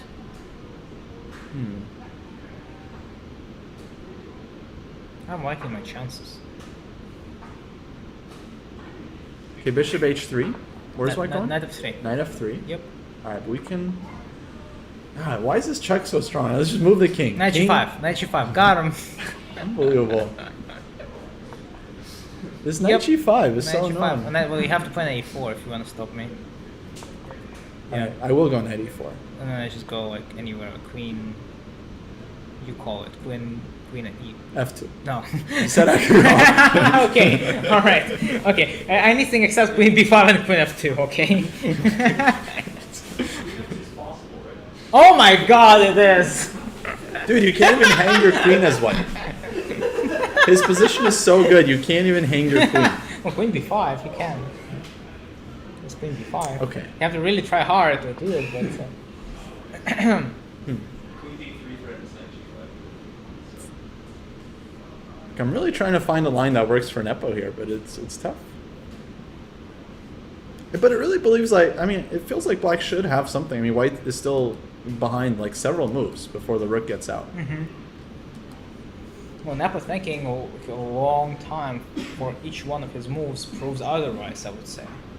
The fact that he's been spending like what 15 minutes on average per move over Yeah. the past couple of moves. No, his Yeah. time usage isn't inspiring a lot of confidence, that's for Yeah, sure. and a few more moves, he's gonna. Well, what's the time control? 2 hours, and they don't have increment, or do they? No increment. No increment. Yeah. So Yeah. he's if he's down to seconds, it's done, right? He probably just loses. Actually, this is the first game Nepo has even had to think about flagging. Like, most of his games has just been up an hour, up 30 minutes. Yeah, Napo is one of the faster players, so I'd say, and here he's really struggling. Yeah. Okay, I like the suggestion king g8. Just get out of all the forks. We're playing this really positionally now, huh, are we? Mm-hmm. Okay. Knight f3. Knight f3. Let's say knight e4. Aha.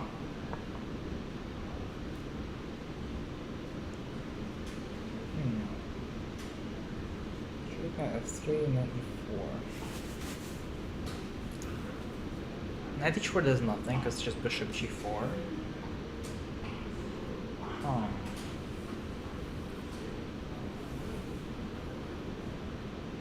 I mean, now I kind of do have to move the queen somewhere if I want to trade on h3, yeah?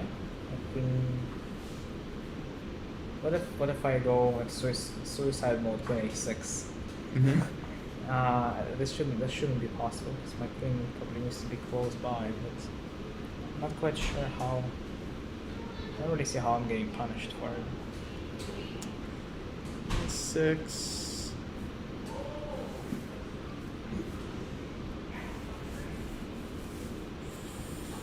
Let me try knight hf2. I have a threat. You do. I think. Do you? I think so. What is this for? Bishop h3? Bishop h3, Takes bishop g3? and then some bishop g3, yeah. Okay. Thanks for letting me know. What would super GM do? Bishop e3 runs along your idea. Knight g5 looks scary because then I expose the e4 square to the trade. Yeah. Yeah, I don't like this. Okay, let's go But back. we didn't have to go queen a6. We don't. We were cooperating. We don't have to be like Ilya.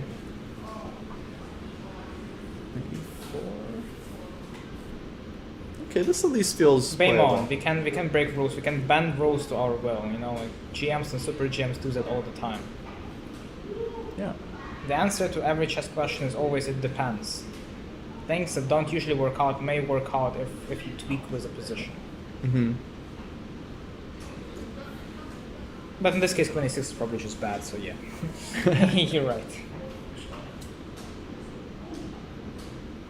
Fabiano has some development against Prague. It looks very safe now, although I take black now because yeah, white cannot have the c-file control, yeah? So bishop e5, knight c6, knight f3. Queen. Just nothing is happening, Seven. and then Prague is just gonna go ahead and move the knight away and go rook c7, rook c8, and oh boy, But where is this knight going? b8. B8 thing? Uh-huh. Just to make sure a6 is taken care of in case white is trying to kick one of the rooks out. With bishop Okay, a6. he doesn't want to get bishop a6. Yeah. Yeah.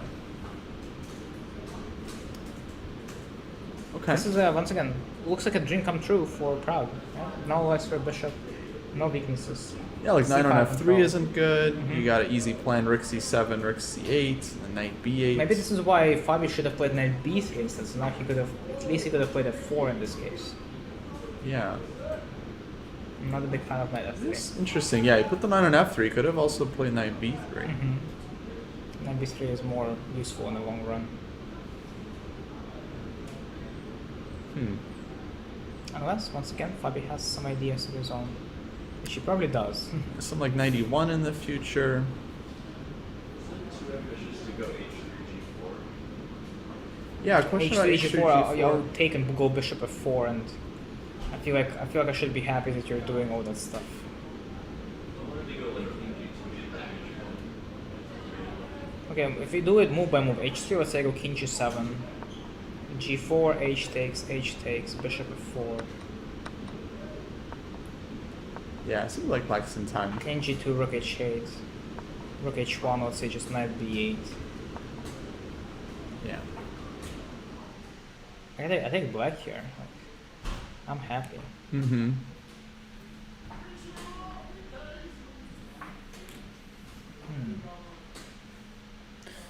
Go Prague. Yeah, go Prague. Well, no, go Fabi. Kudos to Prague. Oh, rooting for five. Oh, sorry, Yeah, sorry. yeah. Sorry, yeah, go Fabi. Yeah, exactly. Okay, Virit is going. Here comes Virit. H5. Here it is. Ooh, h5. Yep. From Vidit? Yep. Whoa. Told you. But he's castled there.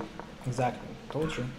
Rook b1, rook Exactly f7. what he's gonna try to do. This game, I mean, it's quiet, but it's gonna be sharp. There's gonna be some fireworks here happening anytime soon. Yeah.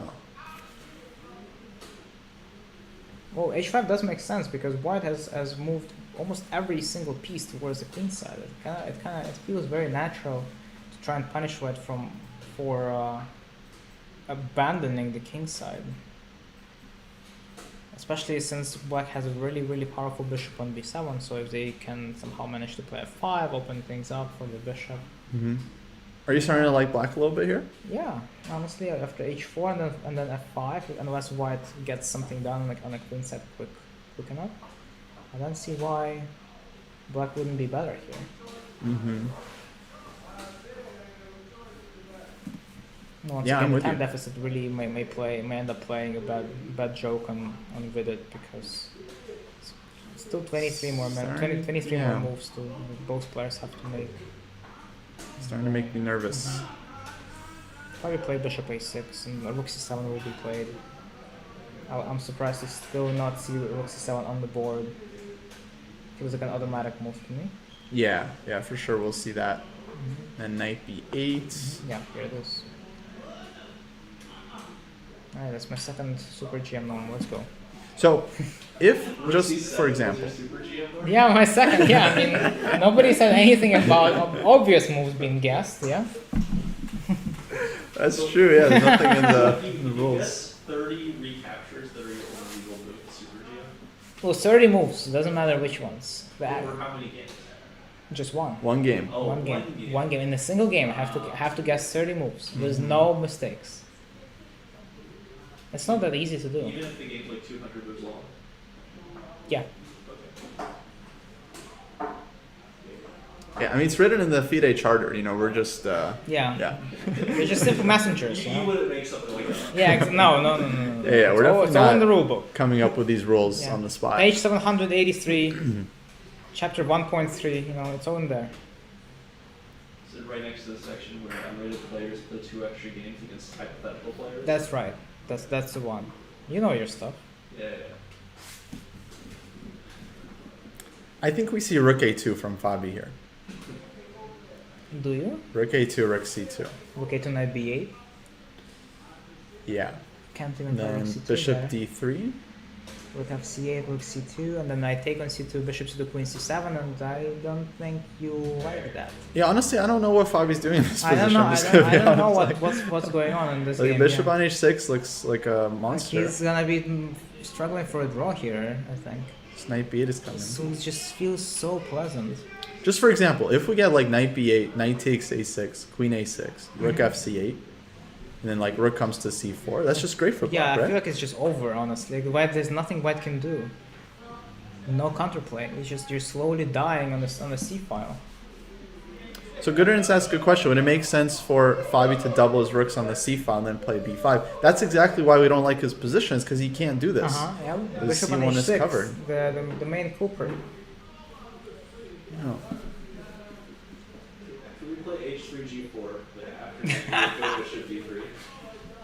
I mean, it's a thought, like h3. I mean, better than nothing. Honestly, better than just slowly dying. But white, you D8. have to play bishop a6. Bishop a6 is so helpful. It literally forces black to make 2 good moves in a row.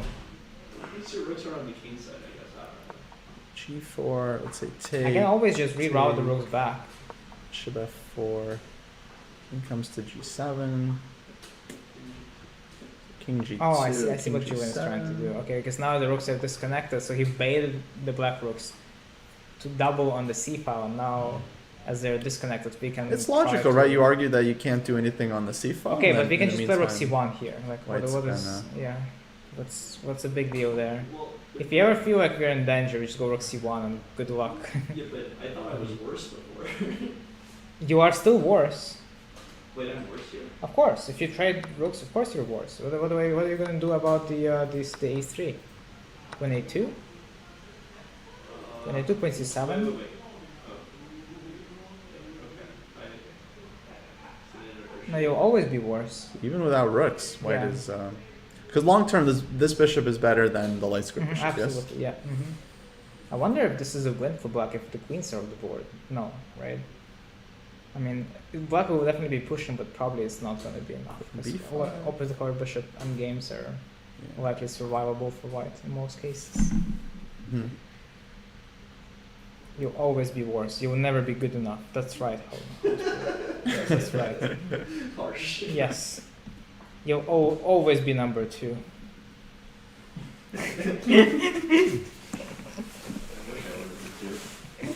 Oh yeah, delivering some emotional damage live on stream.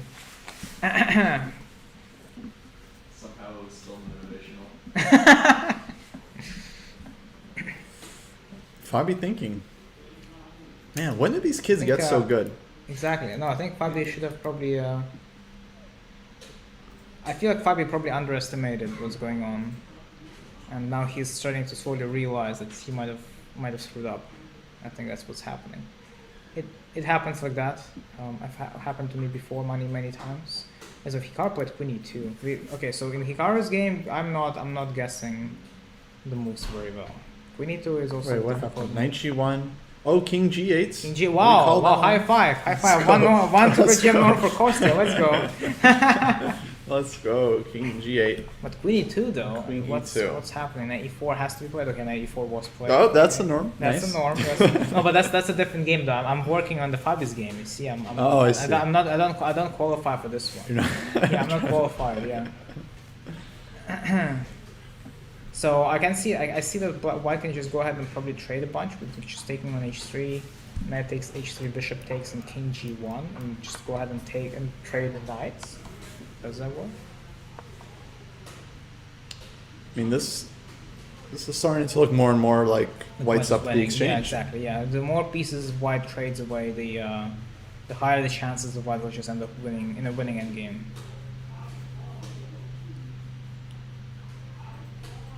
G1. Although there are some difficulties with the d4 pawn, I'm starting to realize. Let's say knight g5, and the black trades queens. Let's say knight g5, queen e6, knight e6. Going There's for no the way- endgame. Yeah, knight f3, bishop g4, and then there's a knight e5. What do we have to do? Knight b3, a4, so knight b3 does nothing. So knight f3 is the only other option, but then bishop g4. Yeah, knight b3, a4 is useless.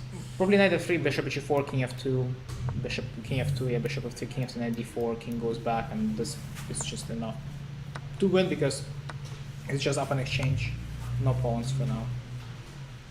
I feel like this should be enough for white to win in the long run. Like king Yeah, I G2, mean, white just quickly king gets G2 out. actually important to have king and G2 because if it's on F2, then if black inevitably captures C5, they'll have some checks on E4 and D3. Hmm. So I like king G2 because now knight E6 we can just go bishop D2 and then knight C5 rook C1. Yeah, this looks like a To the winning clear win game. for Yeah, white. Yep. So if all the pieces come off, that's good for Naka. So that's it. So far, no new developments. It's time for Naka to go full Tausch Machina. That's been the term of the week. Yeah. You know this word? Tausch machine? What? Means trade machine in German. Naka Trade needs machine. to go I Tausch see. Machina Tausch machine. on Nepo's. Come on, Naka. This tournament is more exciting if Ian loses, says that. This tournament gets way more exciting. Yeah, if Naka wins this game. Yep. Oh boy. Let's see. You got the other games up? Just curious what's going on. Yeah, no new developments, just same position everywhere. Okay, so I guess Nichal just put knight f3 back. I guess he realized that maybe it was not a good idea bringing every single piece away from the king side, so he's trying to fix that now. But that's about it. And in women's candidates, we have some serious developments in Goretchkina's game, but it feels drawish. Let's go there. Yeah, I just want to check it out. This is a big game. Grashkina against Tan Zhongyi. Tan's game yesterday was amazing. She just had this like absolutely insane attack against Muzichuk. What happened here? Queen d2, bishop d5, takes. Bunch of trades, and then black is struggling a little bit, but I would feel like because of the active rook on e2, it shouldn't be too much of a struggle. It's yeah, more rook of a- b2. more of a what is it I'm looking for? Knight d2 from white. Knight e2, knight b6, Knight b6. rook d8, king h7, and the rook on b2 is just way too strong. White almost never has enough time to annoy c5 and a5.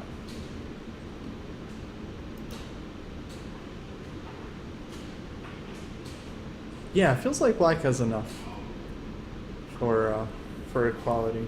Got all kinds of c4s, a4s.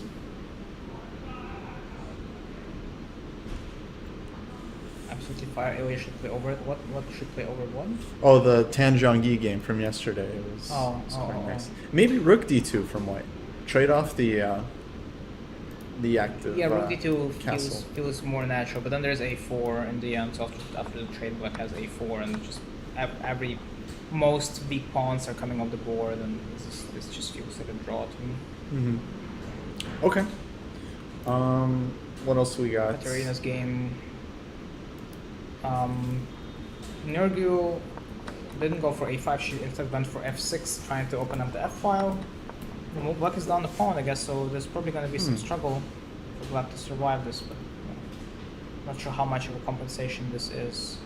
Open position. Yeah, Bishop that's is still on c8. confusing. She just gave this pawn. I thought Yeah. your c3 made sense. I thought a5 was fine. Mm-hmm. Like, she has other ideas. Just castles and f6. Rook d1. And the Muzichuk's game is actually getting kind of quite interesting, where I'm not quite sure if white is doing good or not. Like, obviously, bishop h3 would be a fatal mistake as knight h4 wins. Ooh. But what if bishop takes f3 and we're just playing the queen and rook endgame? Mm-hmm. e5 is kind of weak. Rook e8, rook e1. I guess white is doing fine, huh? Yeah. As long as e5 is defended enough, I guess white is always going to be doing fine. both sides are probably okay. Probably just take white in the long run. Mhm. But black shouldn't be losing this, I would say. Mm-hmm. Proper defense. Okay. Lei versus Vaishali. Something cool happened where Vaishali played d5, transposing into symmetry, and after queen b3, maybe realize that it's not that simple. Oh, the c6 now. Okay, c6. Mm-hmm. And what were we thinking? Black is fine? Unless we're missing something like pretty obvious, then I would say yes. We've never missed anything. Oh, on this well, channel. not even Not once. today. Not today. Not tomorrow. ever. Yeah, looks fine for black. I mean, just looks like. Yeah, Basso Virid is still crap. building. Yeah, it's not much is not enough is happening right now. Yeah. Queen e6 was played by Virid. A little bit of a build-up going on, but yeah, black is feeling comfortable because white failed to force black's a5 and c5 pawns to move, and now it feels like black just has no problems, and black is now focusing on their own attack on the king side. Mm-hmm. So go vid it. Fabi played rook fd1, which is, in retrospect, probably is not a very useful move. Knight b8 is going to be played 100% of the time, like 1000% of the time that we're going to see knight b8. Mm-hmm. I would expect knight b8. That looks like most it's obvious easy move. super GM norm for me. Alright. And what's the intention? Is he pulling back or keeping the bishop? Once again, not clear to me. Since he played bishop a6, that feels like a waste of time essentially, right? It's just forcing black to make a good move rook c7 that they're trying to make anyway. Right. So not quite positive on what is Fabi's idea there. Yeah, it's hard because it's Fabi as white, so it's like it's hard for me to believe he's worse. But if you just show me the position, and you're like, who's better? Like, I take black every day, yeah. and just immediately. So he's got his work cut out for him. But he's trying to force black knight to go to b8 and then eventually just return the bishop, retreat the bishop, and go b5, and just box the knight in. Yeah. Bishop b3, rook f8, let's say b5. Mm-hmm. Rook c3, a4, and then just. But black is never risking anything. Black has full control of the c file. Black can always play just queen c7, right? And just keep trying to infiltrate through the c file. And the knight, if it has to be somewhere, maybe it will go to f8, let's say. Right. Be used Used? defensively. Yeah. Right. I mean, I don't see this being like amazing for black. It's just like it looks nice for black, but there's no clear. Probably slightly better, yeah. No clear way to. Also, maybe some bishop c1s will happen sometime. So bishop c1, bishop a. No, that's too much. Not quite sure where the bishop is going there. Okay, I'm wondering Hikaru's if game. like white just sits here like g3, king g2. Yeah, but okay. Well, if you're playing as white, you never want to sit really. Well, if you do if you're just worse, right? Like, yeah. I mean, you don't want to worsen your position.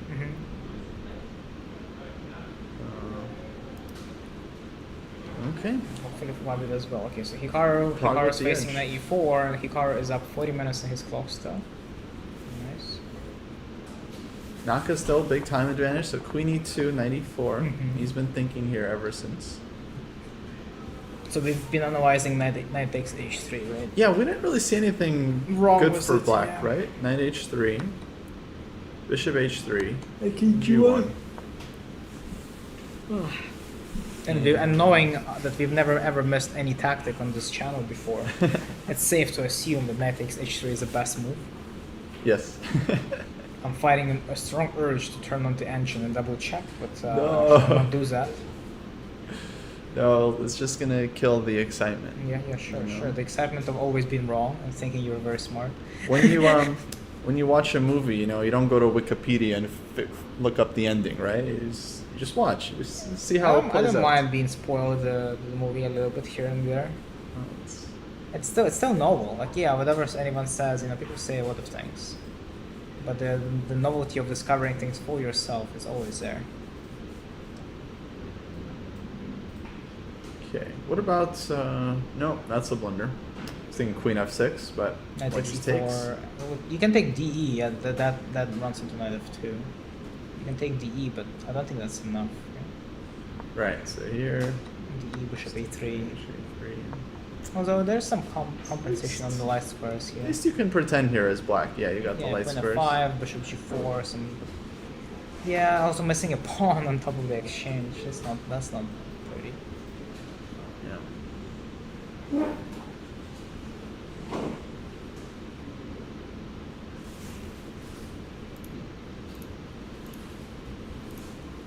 No, we're still thinking looks good for Naka. Mm-hmm. I mean, Nepo's the one that has to prove the compensation. He's down. He's Yep. down the rook. Yep. It's almost unfair. I mean, like, white hasn't done anything with the rook on a1, but we still think it's a better piece than... Black's bishop on Black's c7, like let's bishop say. on c7, Although for the bishop example. on c7 is applying some pressure against g3, Yeah. but clearly not enough because Black is simply lacking pieces to make a difference. Right.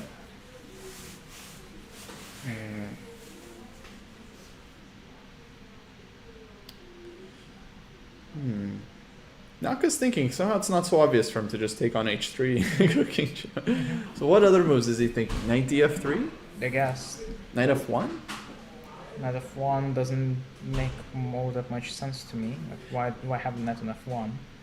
If I want to have my knight else anywhere, I would have it on f3 at least so that Yeah. it defends the d4. But knight f3 runs into bishop g4, right? So it's Knight df3, maybe, bishop g4, you know, something. Not maybe not right away. It doesn't have to be immediately. How about but knight eventually? hf2. This idea. Oh yeah, isn't that what we've been checking? We're looking at this with like the Yeah. queen on a6. Uh-huh. It was annoying. And here also It's maybe. pretty annoying here also. Yeah. So maybe this is black's idea and Uh-huh. bishop h. So Yeah, that's so why we wanted to trade All the the knight. more reasons to take on h3. Yeah. Yeah. Mm-hmm. Naka. Naka. What's he Don't thinking let us about? down. What if knight h3, bishop h3, king g1, bishop g4? I'm just trying to check for random attacks, and maybe Yeah. maybe we're blundering something. But bishop g4, queen e3. Mm-hmm. Let's see what's next. Yeah. No, black's running out of pieces. Mhm. We want to take on e4 now. Yeah. I'm not sure. Okay. This is a real mystery. So Mhm. right now we don't Maybe really that is see what's somebody- wrong with knight h3. There's knight c. Somebody's pointing out there's knight takes c5, but even that, yeah, that's actually a good point. Knight takes c5 is always there. Yeah. Thanks for the suggestion, yeah, because it ends up Mhm. winning black at c5 pawn and then the d4 pawn. So black ends up having what? No, not here. Well, no, maybe even here. Wasn't it this one? Oh, you can also take on c5 without including bishop g4. Oh, okay. Oh, Although here. maybe including bishop g4 is actually beneficial because you're stopping at f3. But you're not stopping at you're not stopping at b3 and at c5 though. So like even here, like let's say we take on e6 and then we go knight b3, Mm-hmm. a4 knight c5. Yeah. I goes to knight d4. Oh, it's still very scary. Yeah. I don't know if I wanna take. Is it scary for white? I Mate think, me. I think okay. Mate me like you mate one of your, students when you're analyzing with them. Why does this feel a little bit strange? Okay. Knight c to rook b1. That doesn't do much. Bishop f5.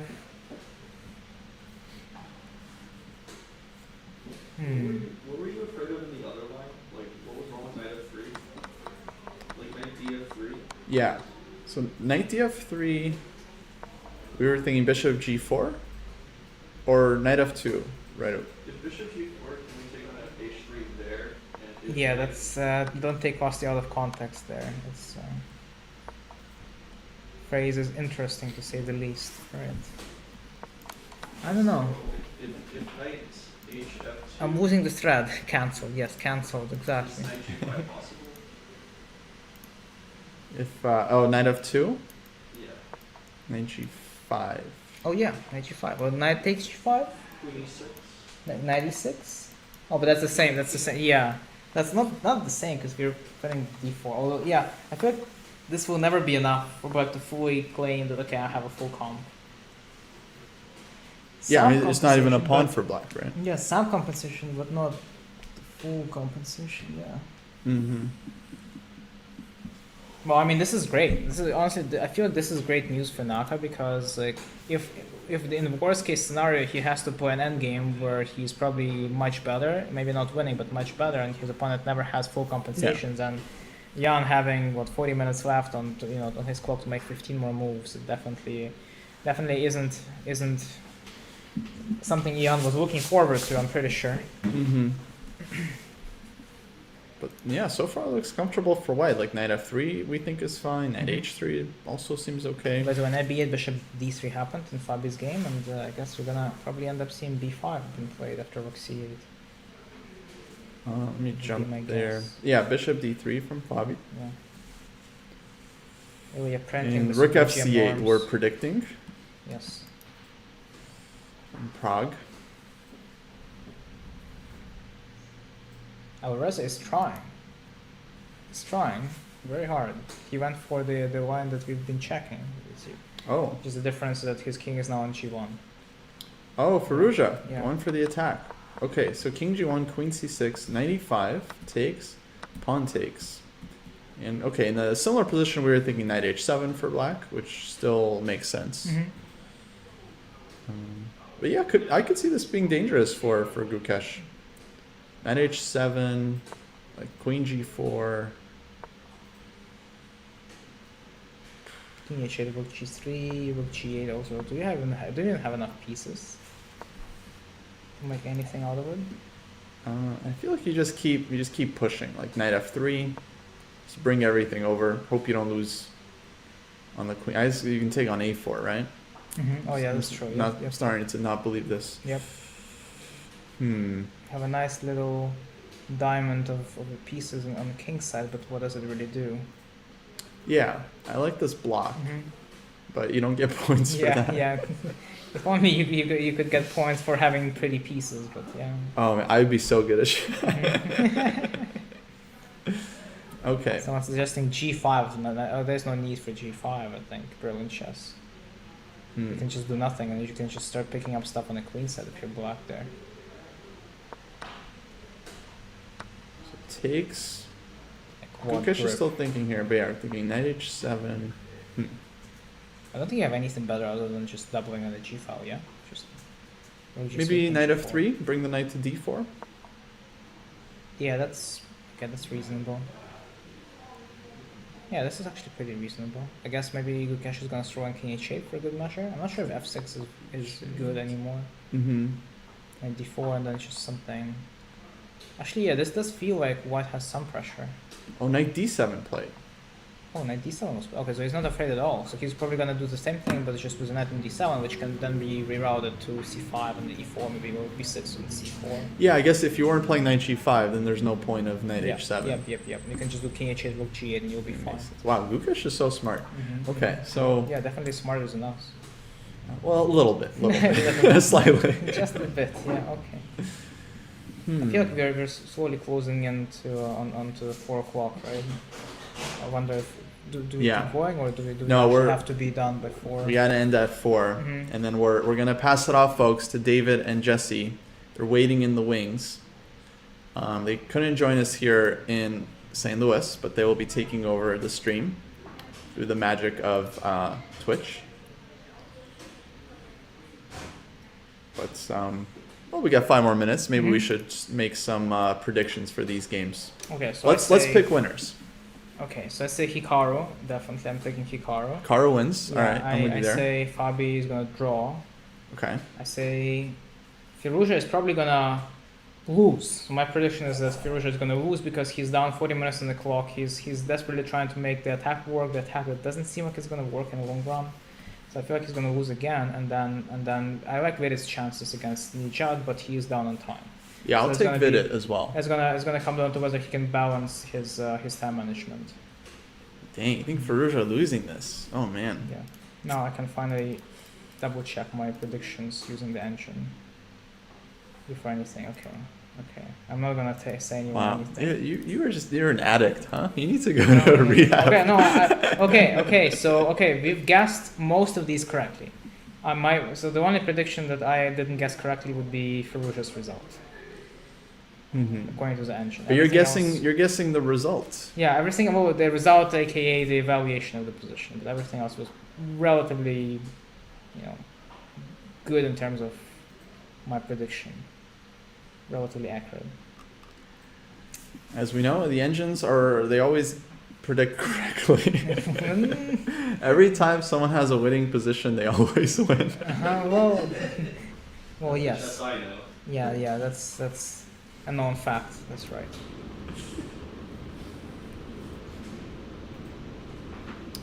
Yeah. I didn't tell you what the evaluations were. I didn't tell you.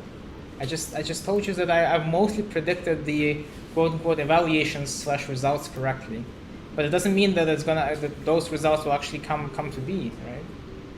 True. Because people are not engines. When is Dojo talks on evaluation bars happening? Oh yeah, That's a good question. Yeah, that's- It's actually happening tomorrow Oh. on the rest day. oh nice. Okay, We're where's the going to rest be day? debating with Grandmaster Hammer. He's going to be on the pod, Mhm. and we're gonna have the big. It's going to be the great eval bar debate. Well, actually, I'm taking his side. I'm pro eval bar for the the big streams, the streams for the masses, right? Because people tune in. They don't. They barely understand the rules of chess, right? So what are they going to follow? I'm not even joking. There's a lot of people that tune in, like for family members, for example. They tune in. They want to see how their boy is doing. They don't know anything about chess, but they know bar goes up. That's good. Bar goes down. That's bad. Goes up. What? Yeah, goes up. Good. Goes down. Bad. Okay, gotcha.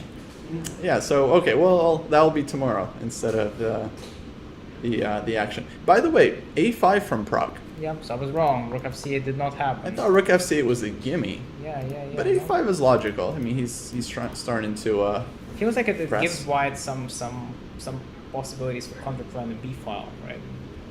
White does end up taking on e5, and b file is something White can finally use for their rooks.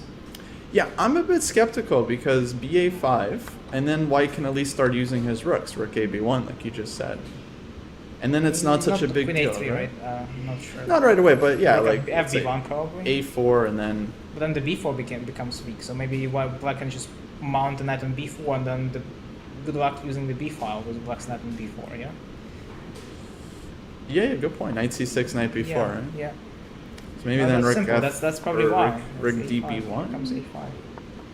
But then this has no threat because Rook c1 is always there, so White would have to spend an additional move to make sure the king is safe in the first rank, and then, and only then, can they move the rook anywhere on the b file. But that's it's a lot of time wasted. It's Yeah. unclear. Okay. All right. Okay, folks. Yep. Okay, I think we're gonna be wrapping it up soon. Let me keep the stream going until David lets me know that he's ready to take over, so we don't have any dead space. But yeah, the St. Louis show is starting soon, so we've got to wrap it up here. They're very strict. They're like, you cannot be live while the main broadcast is on. So Green light is given. they are ready. All right, folks, we're going to be signing off. David and maybe Jesse coming on to continue covering the round. Actually, I might go home and join them on the Zoom because I got some time before I got to go do the recap. So you might see me back in a different layout. Ilya, Thank you for joining. Oh, This absolutely. was It was my pleasure. Much Yeah, thank appreciated. you everybody for coming, watching us doing the candidates broadcast, and yeah, I hope you guys enjoy the rest of your day today. Beautiful day outside here in St. Louis. If any of you guys are from here, if not, I hope it's a great day wherever you are, and obviously, do make sure you check out, the Chess Dojo Live for the second part of this Candidates Day, and also the St. Louis Chess Club's stream. Folks, follow the dojo if you haven't already. Alrighty, y'all. See ya.